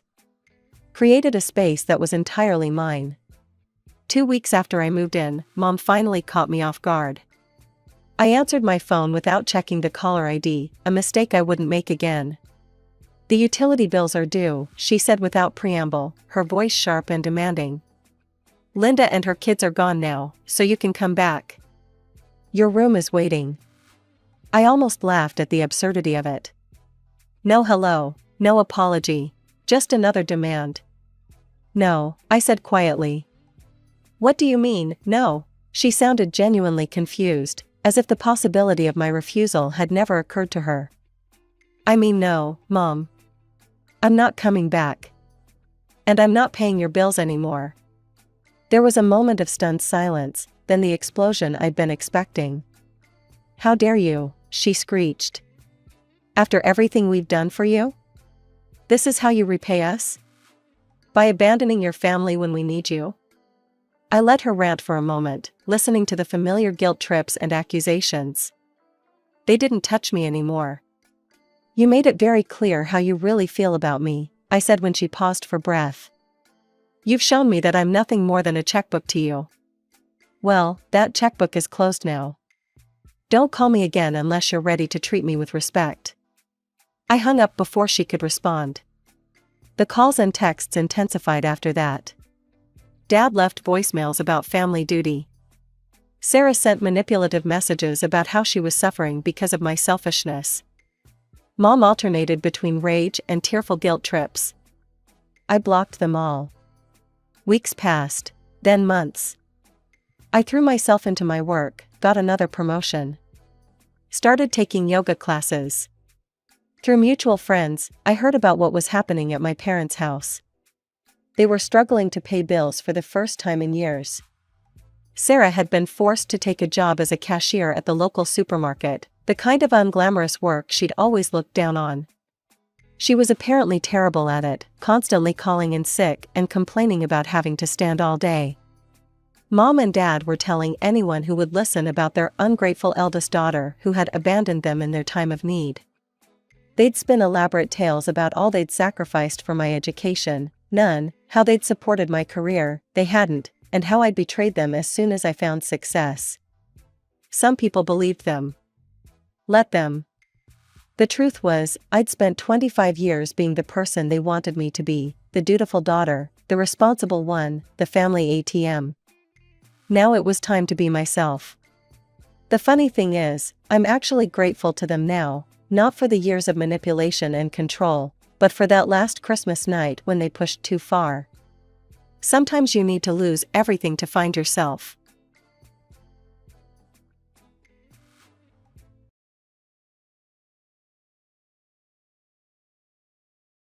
I was 12 when my world turned upside down. That morning started like any other. Dad kissed me goodbye before heading to work at the construction company where he was a site manager. Mom barely looked up from her phone as he left. I remember thinking how strange it was that they used to be so different with each other. My name is Melanie Carter, and that was the last time I saw my father alive. He collapsed at work that afternoon, a massive heart attack, they said. I was in math class when the principal called me to her office. Mom was already there, her mascara perfectly intact despite the news she'd just received. "Your father's gone, Melanie," she said, her voice steady. Too steady. I broke down crying, but Mom just sat there, patting my back mechanically. That evening, I overheard her on the phone with her friend Linda. I wasn't trying to eavesdrop, but Mom's voice carried through the thin walls of our suburban home. "Actually, Linda, this might be for the best," she said, her voice low but clear. "Being a widow is much more respectable than being divorced. Plus, I get to keep everything without the hassle of lawyers." She laughed, actually laughed. I know. I'll play the grieving widow at the funeral. I've already picked out the perfect black dress." I sat on the stairs, my hand pressed against my mouth to keep from screaming. Dad's sister, Aunt Sarah, was the only one who seemed to see through Mom's act at the funeral. While everyone else was offering condolences to my devastated mother, Aunt Sarah just stood there, shaking her head sadly. She knew. She'd always known how Mom treated Dad. It didn't take Mom long to heal from her loss. Within 3 months, she started having a man over for dinner. His name was Richard Thompson, and he had 2 kids from his previous marriage, Brandon, who was 11, and Emma, who was 10. Mom would cook elaborate meals when they visited, something she'd never done for Dad. "Melanie, honey," Mom said one evening, her voice syrupy sweet. "Richard and I have something to tell you." I knew what was coming. The way they sat together on the couch, holding hands, Mom beaming like a teenager, it was obvious. "We're getting married," Mom announced. "Isn't it wonderful? You'll have a new father and siblings." I forced a smile, but inside, my stomach was turning. "That's great, Mom. Congratulations." Richard smiled at me, but it didn't reach his eyes. "Brandon and Emma are so excited to have a new sister," he said, but I'd seen how his kids looked at me during their visits, like I was something stuck to the bottom of their expensive sneakers. That night, I called Aunt Sarah and cried for hours. She listened patiently, then said something I'll never forget. "Sometimes, sweetie, the family you choose is more important than the family you're born into. Remember that." Brandon and Emma moved in the week after the honeymoon. They immediately claimed the best rooms in the house, including my playroom, which became Emma's art studio. When I tried to protest, Mom just said, "Don't be selfish, Melanie. We need to make them feel welcome."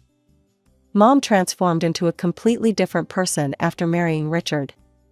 She'd spend hours helping Emma with her homework or watching Brandon's soccer practice, while I ate dinner alone in my room. The way she looked at Richard, it was like he hung the moon and stars just for her. I'd never seen her look at Dad that way. "Brandon needs new cleats for soccer," she'd say, or "Emma's taking art classes this summer." There was always money for what they needed. Meanwhile, I learned to stop asking for anything. Even basic things like new school supplies came with size and eye rolls, as if I was being unreasonable for needing pencils. They started taking trips together, nothing fancy, just weekend getaways to nearby cities or camping trips to state parks. But I was never invited. "You'll just be bored," Mom would say, not even looking at me as she packed snacks for Brandon and Emma. "Besides, someone needs to feed the cat." I'd end up at Aunt Sarah's house during these trips. Her small cottage became more of a home to me than our house ever was. She never had kids of her own, but she treated me like the daughter she never had. "This isn't right, Melanie," she'd say, watching me unpack my overnight bag for what felt like the 100th time. "A mother shouldn't play favorites like this." I shrugged, trying to act like it didn't hurt. "At least I have you, Aunt Sarah." One evening, when I was 16, I decided to bring up college during dinner. I'd been researching schools, dreaming about studying business management. "Mom," I said, carefully choosing my moment when everyone was in a good mood. I wanted to talk about college applications. Mom's fork clattered against her plate. "College? Melanie, we can't afford to send you to college. We need to think about Brandon and Emma's education." Brandon smirked across the table, and Emma didn't even try to hide her satisfied grin. Richard just kept eating, as if the conversation didn't concern him at all. Later that night, I cornered Mom in the kitchen. "What about Dad's money?" I asked. "He had life insurance, and he'd been saving for years." Mom's face hardened. "I've spent that money taking care of you for the past 4 years, she snapped. "Food, clothes, shelter, did you think all that was free?" "Stop being so arrogant, Melanie. You can't just demand things from me." I stood there, stunned by her cold tone and the obvious lie in her words. Dad had worked hard to save for my future, and now it was all gone, spent on her new perfect family while I watched from the sidelines. The next weekend, I went to Aunt Sarah's house, with tears still burning in my eyes. We sat at her kitchen table, the smell of fresh coffee filling the air, as I told her everything about Mom's cruel dismissal of my college dreams. Aunt Sarah listened quietly, her hands wrapped around her coffee mug. When I finished, she got up without a word and disappeared into her study. I heard drawers opening and closing, then she returned with a thick envelope. "Your father came to see me about 2 weeks before he died," she said, sliding the envelope across the table. "It was strange, he seemed worried, almost like he knew something was going to happen. He gave me this, and made me promise to keep it safe until you were ready for college." My hands trembled as I opened the envelope. Inside was a bank statement showing a substantial savings account in my name, with Aunt Sarah as the trustee. Dad had been secretly putting money aside for years. "He said your mother had been acting different," Aunt Sarah explained, her voice soft. "He wanted to make sure your future was secure, no matter what happened.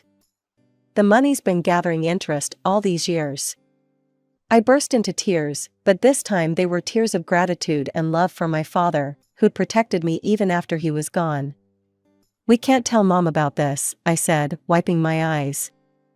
Aunt Sarah nodded in agreement.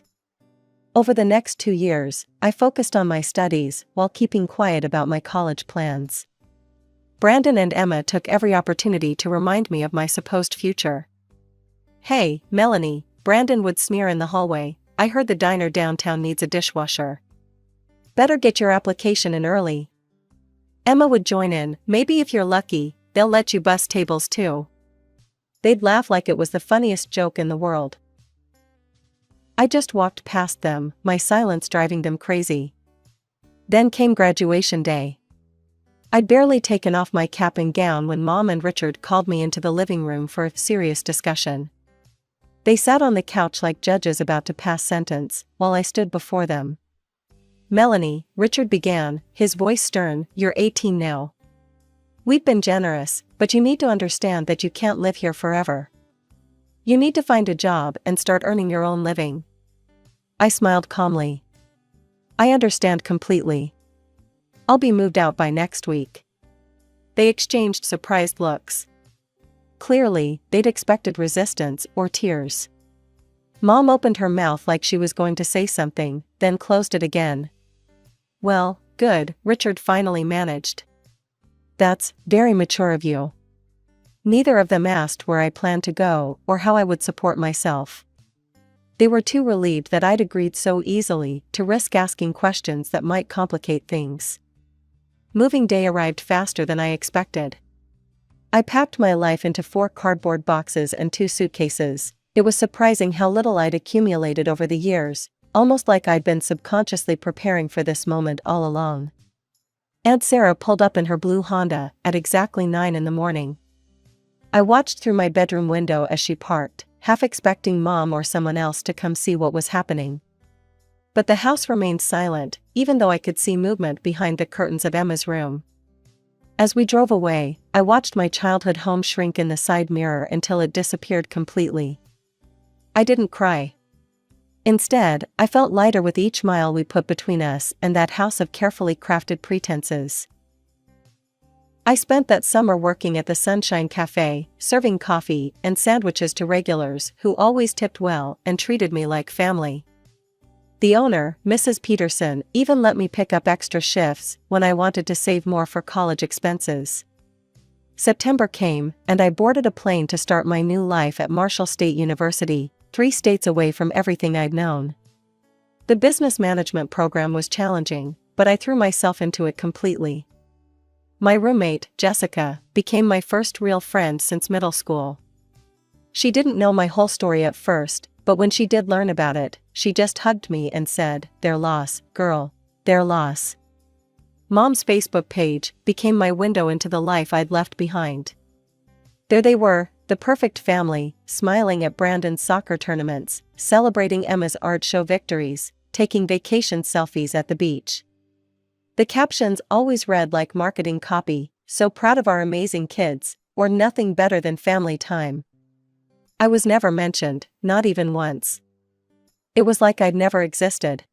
Holidays were spent at Aunt Sarah's, cooking together and watching old movies. We created our own traditions, and they meant more to me than any forced family dinner ever had.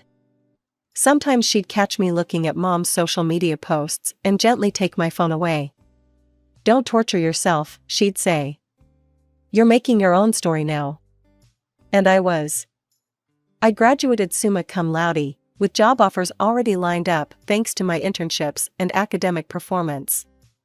Jessica's father, Mr. Reynolds, ran a major marketing firm, and he'd noticed my work during a class project showcase.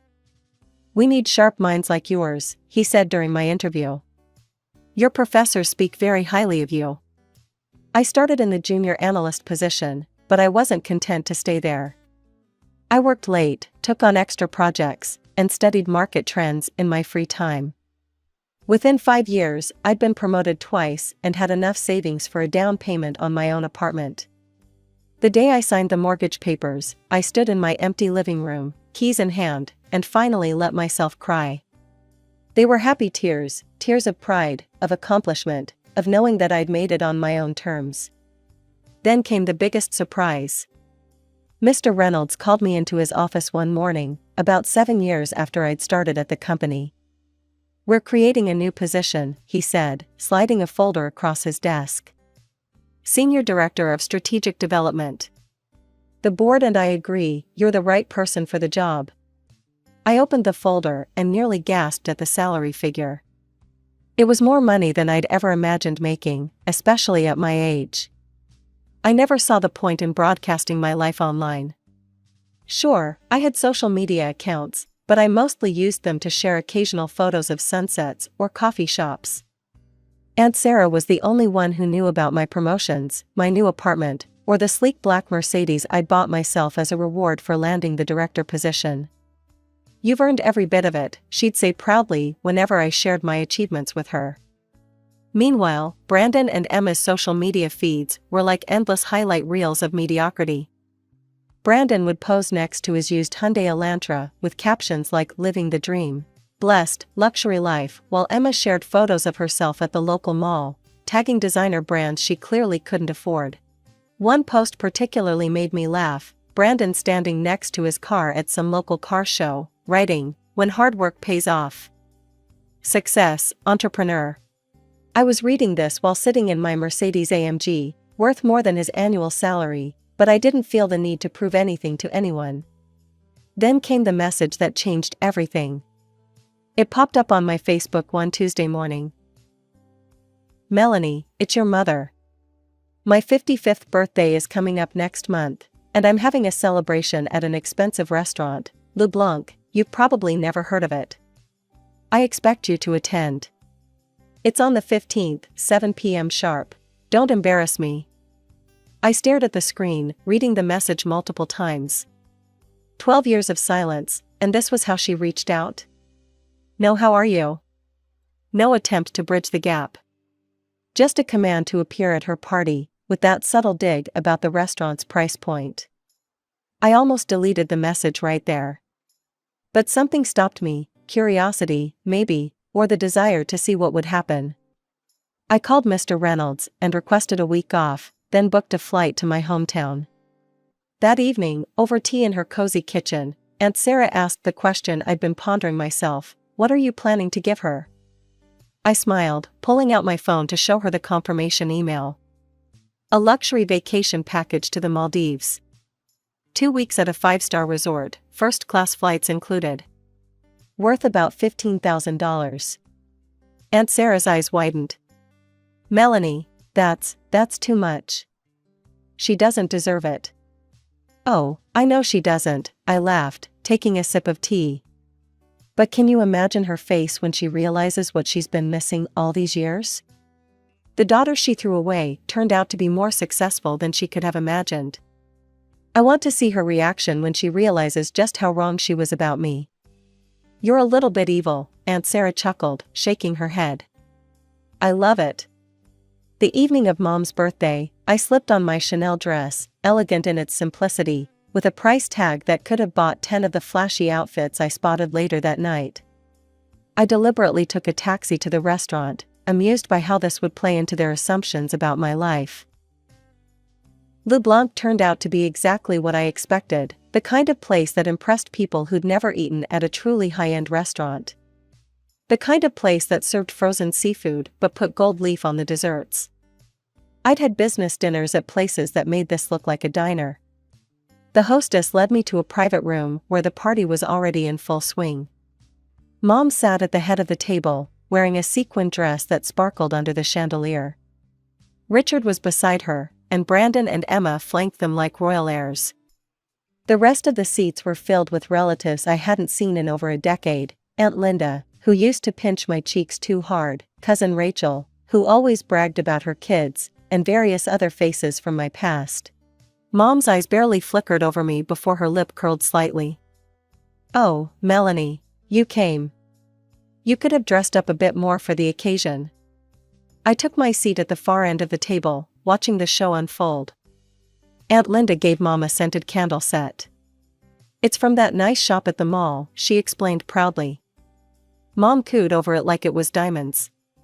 Cousin Rachel presented a gift card to a local spa. For a day of pampering, she announced. More excited squeals from Mom. The gifts continued: a cookbook, a decorative vase, a basket of bath products. Mom treated each one like a precious treasure, making sure to emphasize how thoughtful and perfect each gift was. Then came Brandon and Emma's moment. They stood up together, grinning like they'd just won the lottery. Mom, Brandon said, and it still felt wrong hearing him call her that, Emma and I pulled our money to get you something special. Emma pulled out her phone and showed a photo. It's a 65-inch smart TV. We already had it delivered and mounted in your living room. Mom burst into tears, pulling them both into a tight hug. My wonderful, generous children. I can't believe you did this. You must have saved for months. Finally, all eyes turned to me. I reached into my purse and pulled out a small, elegantly wrapped box. Mom's expression darkened immediately. What's this supposed to be? Open it and see, I suggested quietly. But she didn't. Instead, her face turned red with anger. This is exactly what I expected from you, she spat. You show up here in that plain dress, probably the only nice thing you own. You take a taxi because you can't afford a car. And now you give me this tiny box? What could possibly be in here that's worth giving? A gift card to McDonald's? She threw the box back at me. It skidded across the table, leaving a scratch in the cheap veneer. Brandon and Emma snickered behind their hands. Some guests looked uncomfortable, others seemed to be enjoying the drama. Richard just kept eating his dessert as if nothing was happening. I picked up the box calmly, brushing off the tablecloth crumbs that had stuck to its elegant wrapping. The room had gone quiet, waiting to see what I would do next. You know what's funny, Mom? I said, my voice steady. In this little box is a receipt for a 2-week luxury vacation to the Maldives. First-class flights, 5-star resort, everything included. Worth $15,000. The color drained from her face. Emma dropped her fork with a clatter. That's impossible, Mom stammered. You couldn't afford something like that. You're obviously lying. I couldn't help but laugh. You'd know whether I could afford it or not if you'd shown any interest in my life these past 12 years. But let me catch you up, I'm a senior director at Reynolds Marketing Group. I own my apartment in the city. And that taxi you mocked? I took it because I didn't want to leave my Mercedes parked in this neighborhood. Brandon's mouth hung open. Emma had stopped giggling. But since you're so convinced I'm a loser, I continued, tucking the box back into my purse, and you clearly don't want anything from me, I won't spoil your birthday any further. Enjoy your TV, I hear the resolution is almost as good as the one in my home theater. I walked out with my head high, the click of my heels echoing in the sudden silence. The maitre d' called a taxi, and I headed straight to Aunt Sarah's house. She was waiting up for me, 2 cups of tea already steaming on the coffee table. I told her everything that had happened. Some people never change, she sighed, shaking her head. Your mother's always been more interested in appearances than reality. We were still talking when my phone started ringing. An unknown number, but I knew who it was. Melanie, sweetheart. Mom's voice dripped with honey, I do not know where she got my number. I've been thinking about what happened. Have you? I replied coolly. Yes, and I realize now that I may have been hasty. If you're still willing to give me that gift, I'd love to accept it. We could use this as a fresh start. I want to be part of your life again. We're family. No, I said, finally understanding something. We're not family. We're just people who share DNA. And you didn't want to restore our relationship, you just want that vacation package. I hung up. My phone wouldn't stop buzzing after I left town. Mom called from different numbers, her cell, the house phone, even Richard's phone. When she realized I wouldn't pick up, the messages started flooding in. Melanie, please call me back. We need to talk about this. I've been thinking about what you said about your job. Maybe you could help Brandon get started in marketing? He's very creative. Emma's been saying she'd love to intern at a big company like yours. It would look so good on her college applications. The house needs some repairs, and since you're doing so well. Each message was more transparent than the last. No apologies, no acknowledgement of the past, just an endless stream of requests and hints about my money. It was like watching a desperate gambler trying to win back losses, except what Mom had lost wasn't money, it was her relationship with her daughter. I read each message with a strange detachment, like I was studying a case study for work. The tactics were almost impressive in their variety: guilt, I'm your mother, how can you ignore me? Flattery, you've become such a successful woman, manipulation, family should help family, and even threats, I'll tell everyone how you abandoned your mother. Your mother's been calling me nonstop, Aunt Sarah told me over the phone a week after I'd returned home. She showed up at my house today, if you can believe it. Demanded I give her your address. What did you tell her? I asked, though I already knew the answer. I told her to get off my property before I called the police, Aunt Sarah chuckled. You should have seen her face. She kept saying she had a right to know where her daughter lives. I reminded her that she gave up that right years ago. I could picture Mom standing on Aunt Sarah's porch, probably wearing one of her expensive outfits, trying to bully her way into getting what she wanted. It was the same pattern I'd watched my whole life, but now I could see it clearly for what it was.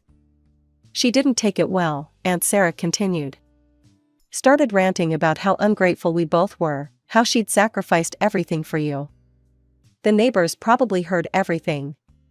When she finally realized I wasn't going to give in, she stormed off to her car. But Melanie, be careful. She seemed desperate. I already blocked her on everything, I assured Aunt Sarah. social media, phone, email, everything. And security at my office knows not to let her in if she shows up. After we hung up, I walked through my apartment, looking at everything I'd built for myself. The modern furniture I'd chosen, the art on the walls, the view of the city from my windows, all of it earned through my own hard work. I thought about Mom's messages, about her sudden interest in my life now that she knew I had money. In the end, it was almost funny. She'd thrown away a relationship with her daughter for the appearance of a perfect family, and now she was desperate to get back into my life for the appearance of success. But she'd taught me one valuable lesson: family isn't about legal documents. It's about love, support, and being there for each other through good times and bad. I had that with Aunt Sarah. The next morning, I called the travel agency and changed the name on the Maldives vacation package to Sarah Carter. When I told my aunt, she tried to refuse, but I insisted. "You deserve this more than she ever did," I said. "You've been more of a mother to me than she ever was." Aunt Sarah hugged me tight, and for the first time in years, I felt like I was exactly where I belonged.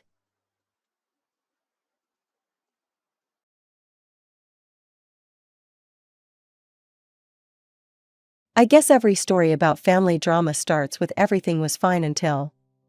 Well, my story isn't any different. Everything really was fine until I turned 11. I'm Tasha, and back then, I lived with my parents in a cozy 2-story house. It wasn't anything fancy, but it was home. Mom and Dad seemed happy enough, at least to my kid eyes. The divorce came as a surprise, even though it was peaceful. No screaming, no fighting over furniture, nothing like what my friend Jenny went through when her parents split up. Dad just moved out one day, taking his tools and clothes with him. He hugged me tight and said, "I'll always be here for you, princess." Mom handled it well at first. When Dad's alimony checks came in, she'd roll her eyes and mutter under her breath about how it wasn't enough, but that was about it.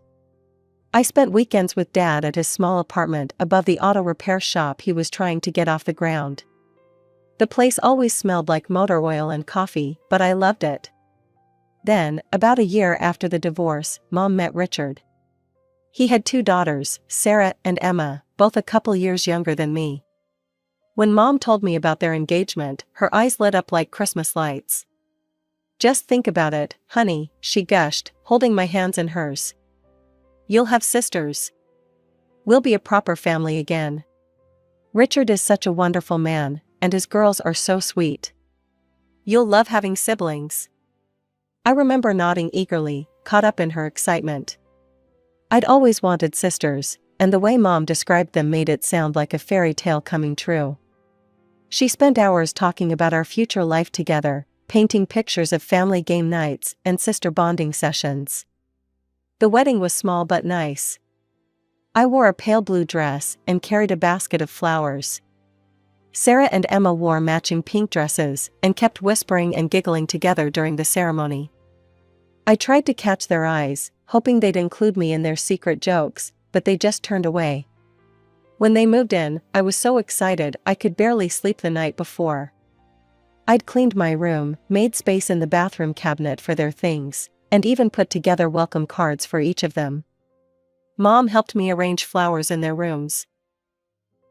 "See? You're already being such a good sister," she said, kissing my forehead. If only I'd known then what was coming. Maybe I would have fought harder to keep things the way they were. Maybe I would have told Dad how I really felt about Mom remarrying. But I was 11, and I believed in fairy tales about happy blended families. It took exactly 3 days for my fairy tale to turn into a nightmare. On the 4th morning after they moved in, I woke up early as usual to get ready for school. But when I tried to go into the bathroom, the door was locked. "Just a minute," Sarah called out in a sing-song voice. That minute turned into 45. I kept knocking, telling them I needed to get ready for school, but all I heard was giggling and the hairdryer running. When they finally came out, both Sarah and Emma were perfectly groomed, wearing matching outfits. "Beauty takes time," Emma smirked as they passed me. "You should know that." "Oh wait, maybe you don't." I barely had time to brush my teeth before the school bus came. That became our new morning routine, them hogging the bathroom while I waited, usually ending up being late or rushing. But the bathroom was just the beginning. At dinner that night, I went to sit in my usual spot next to Mom, but Sarah had already taken it. When I opened my mouth to protest, Mom cut me off.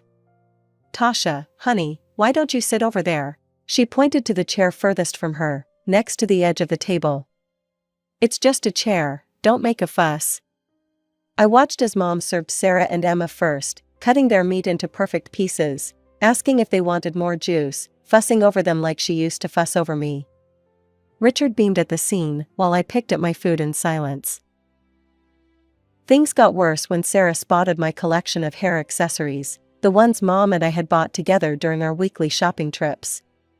"Oh my God, Emma, look at these," Sarah exclaimed, pulling out my favorite butterfly clips. "They'd look so much better on us." "Those are mine," I said, trying to take them back. "Girls should share," Mom said firmly. "Tasha, don't be greedy. Sarah and Emma are your sisters now." After that, Sarah and Emma started calling me Greedy Tasha whenever adults weren't listening. But that wasn't enough for them. My textbooks would mysteriously end up with torn pages. My clothes would get accidentally stained with nail polish. My homework would vanish, only to reappear crumpled in the trash. Every time I tried to tell Mom, she'd shake her head disapprovingly. "Tasha, stop trying to get attention. I know this adjustment is hard, but making up stories about your sisters isn't the way to handle it." "They're not my sisters," I finally snapped one day after finding my favorite sweater with a huge hole in it. That earned me a lecture from both Mom and Richard about family and gratitude. But the final blow came a week later when Mom announced she was reorganizing the bedrooms. "Sarah and Emma need more space for their things," she explained, not quite meeting my eyes. "Your room has better closets, so they'll take that one. We've already moved your stuff to the small room next to the laundry." The small room was basically a glorified closet with a window. It barely fit my bed and dresser. When I saw all my things crammed into that tiny space, something inside me broke a little. This wasn't just about a room, it was about my place in this family, or rather, my lack of one. Richard wasn't content just letting his daughters torment me, he had to join in too. Any little thing I did wrong became proof that I was a difficult child. If I was quiet, I was sulking. If I spoke up, I was being disruptive. I couldn't win. "Just like your father," he'd say, shaking his head whenever I didn't meet his impossible standards. "Always causing problems. The apple doesn't fall far from the tree, does it?" The funny thing was, Dad was actually doing pretty well with his auto repair business. He specialized in luxury cars, and while it was tough at first, he was slowly building a solid reputation. I never told Richard this, though. Let him think what he wanted. My weekends with Dad became my lifeline. We'd order pizza, watch old movies, and he'd tell me stories about the fancy cars he was working on. Sometimes I'd sit in his office while he did paperwork, just enjoying the peaceful atmosphere. "How are things at home, Princess?" he'd ask occasionally, and I'd always say fine. He had enough on his plate, working long hours to get his business off the ground. The last thing he needed was to worry about me too. The years crawled by. I threw myself into my studies, spending as much time as possible at the library or with friends. Anything to avoid being home. Before I knew it, high school graduation was approaching. I'd applied to several colleges. I got acceptance letters from most of them. I was over the moon, finally, a chance to get away, to start fresh. The day after graduation, I couldn't contain my excitement anymore. We were all sitting at dinner, and I decided to share my news. "I got accepted to several colleges," I announced, pulling out the acceptance letters. "Even got offered some partial scholarships. I really like the business program at." Richard's laugh cut through my words like a knife. Not a genuine laugh, one of those mocking ones that makes your stomach sink. "College?" he sneered. "And who exactly is going to pay for that? Your loser father? The guy who can barely keep his little garage afloat?" I stared at him, the letters suddenly feeling heavy in my hands. I have scholarships, and I can get loans. Don't be ridiculous, he interrupted. We're not co-signing any loans for you. We're saving our money for Sarah and Emma's education. I turned to Mom, desperately hoping she'd stand up for me, defend me, be my mother for once. She just looked down at her plate. Richard's right, honey, she said softly. We need to think about the girl's future. Something inside me snapped. All the hurt, all the rejection, all the years of being pushed aside, it all came pouring out at once. You haven't paid any attention to me in years, I shouted, pushing back from the table. All you care about is pleasing your precious husband and his perfect daughters. When's the last time you even asked how I was doing? When's the last time you acted like my mother instead of their stepmother? The silence that followed was deafening. Then came the sharp crack of skin against skin. It took me a moment to realize what had happened, that my mother, my own mother, had slapped me across the face. My cheek stung, but what hurt more was seeing Sarah and Emma's expressions. They were actually smiling, clearly enjoying the show. Richard sat there with a satisfied smirk, like he'd been waiting for this moment. I touched my cheek, feeling the heat radiating from where her hand had struck. Mom just stood there, her hand still raised, her face a mixture of anger and something else. Shock? I didn't stick around to find out. I ran to my tiny room and started throwing things into my suitcase. Clothes, photos, my few remaining precious possessions that Sarah and Emma hadn't ruined. I could hear movement in the house, but no one came to check on me. No one tried to stop me. No one said they were sorry. I made it about a block before the adrenaline wore off and reality hit me. I was 18, with no money, no plan, and nowhere to go. My hands were shaking as I pulled out my phone and called Dad. Hey princess, what's up? His cheerful voice almost made me break down right there. Can you come get me? I managed to say, trying to keep my voice steady. Of course. Where are you? 15 minutes later, a sleek black Mercedes pulled up beside me. For a moment, I thought I'd given him the wrong street, there was no way this was my dad's car. But there he was, grinning through the open window. Like my new ride, he asked as he got out to help me with my suitcase. This is yours? I stared at him in disbelief. I thought it was a customer's car. He laughed, that warm, familiar laugh I'd grown up with. Nope, all mine. Bought it last week. Business has been good. Then he noticed my suitcase, and his expression changed. Tasha, what's going on? Why are you out here with a suitcase? The whole story came pouring out, the college acceptances, Richard's mockery, Mom's betrayal, the slap. Dad's face grew darker with each word. By the end, he was gripping the steering wheel so tight, his knuckles were white. I'm going over there right now, he growled, starting to turn the car around. No, Dad, please don't, I grabbed his arm. It's not worth it. I just want to leave. He looked at me for a long moment, then nodded. You're right. Let's go home. Over lunch at his place, he'd learned to cook pretty decent pasta over the years. Dad dropped another bombshell. Remember that fleet contract I was bidding on? With the luxury car rental company? He was trying to act casual, but I could see him practically bouncing with excitement. Well, I got it. Exclusive maintenance contract for their entire fleet. The business is really taking off. I was genuinely happy for him, but I must have looked a bit dejected thinking about my own situation, because he quickly added, and you know what else? I've been saving money for years, putting aside whatever I could for your college fund. It's not enough for an Ivy League school, but combined with your scholarships. I nearly choked on my pasta. You've been saving for my college? He reached across the table and squeezed my hand. Of course I have, princess. Did you really think I'd let Richard be right about me? For the first time that day, I started crying, but these were happy tears. All those years I'd spent protecting Dad from my problems, and here he'd been quietly planning for my future the whole time. I decided to keep my college plans secret from Mom and her perfect family. Let them think they'd won. I spent that summer living with Dad and working at the Sweet Bean Cafe downtown to save up some extra money. Then one afternoon, the bell above the door chimed, and in walked Sarah and Emma, dressed like they were heading to a fashion show instead of a coffee shop. They settled into a booth in my section, of course they did, and smirked as I approached with my notepad. Well, Sarah drawled, loud enough for nearby customers to hear. Looks like someone found their true calling. Emma snickered. Yeah, we just wanted to see how the other half lives, before we head off to college in the fall.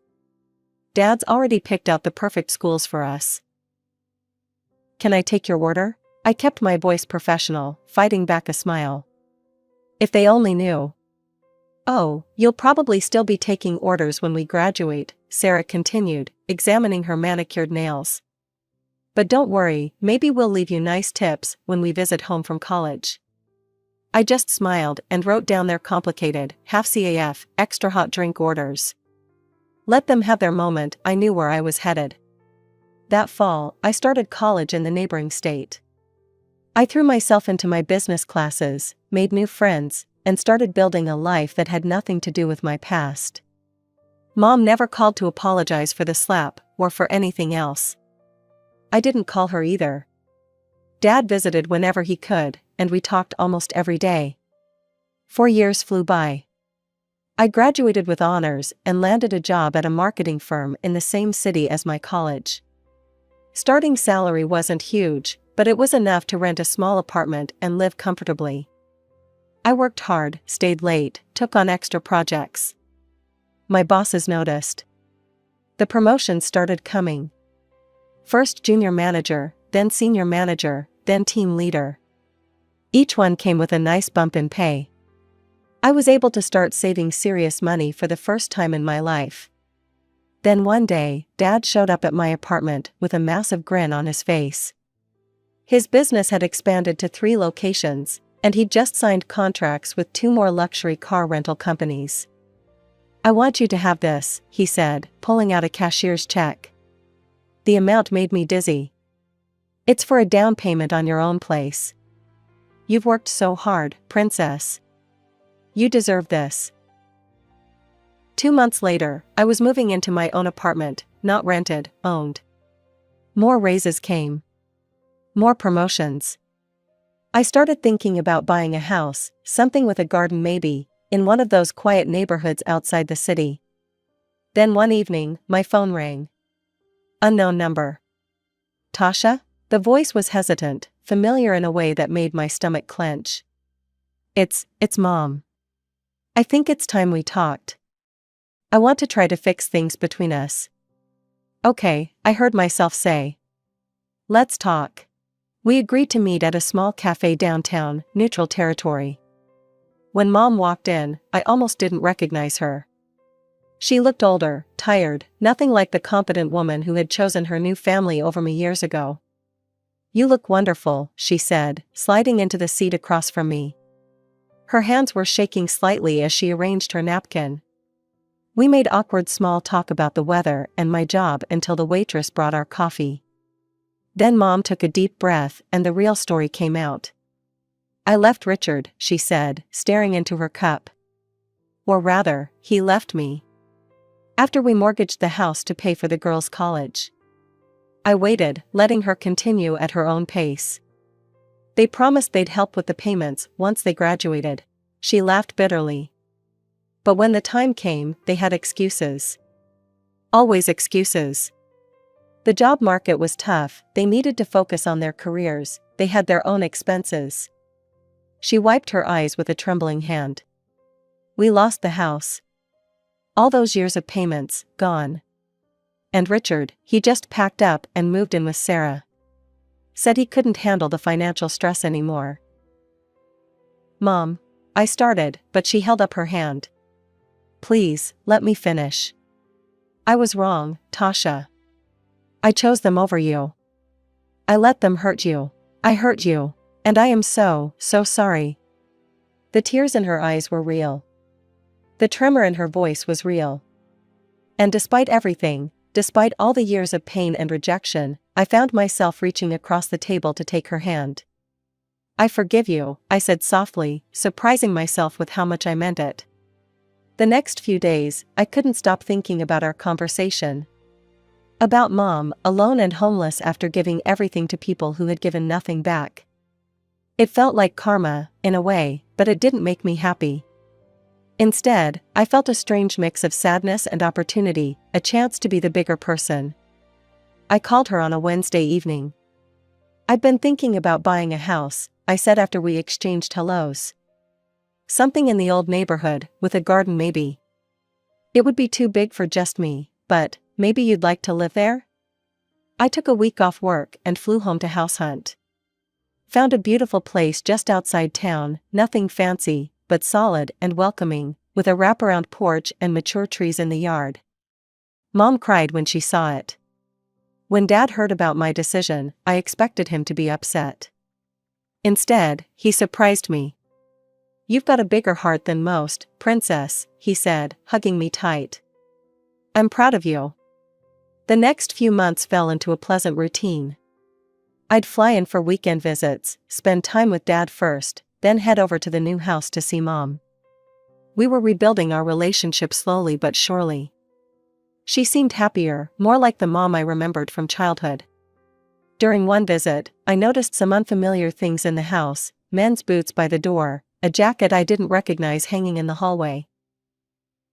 "Oh, just a friend visiting," Mom said quickly when I asked. "You know how it is."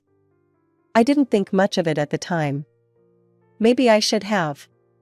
The call came on a Tuesday morning. I was just settling into work when my phone lit up with Aunt Carol's number. "Tasha, honey," she said, her voice hesitant. "There's something you need to know. It's about your mother. Well, Richard's living in the house. Him and his daughters. They moved in months ago." "That's impossible," I said. "I was just there 2 weeks ago." "It was just Mom." "Because she makes them leave before you visit," Aunt Carol said gently. "They clear out every time you're scheduled to come. I found out from Marie next door. She's been watching them come and go for months now." Suddenly, those friends' belongings I'd seen made terrible sense. The boots, the jacket. The way Mom had brushed off my questions. I thanked her, hung up, and booked the first flight home. No warning, no calls to Mom. Just grabbed my laptop, I could work remotely, and headed to the airport. It was Wednesday afternoon when I pulled up to the house in my rental car.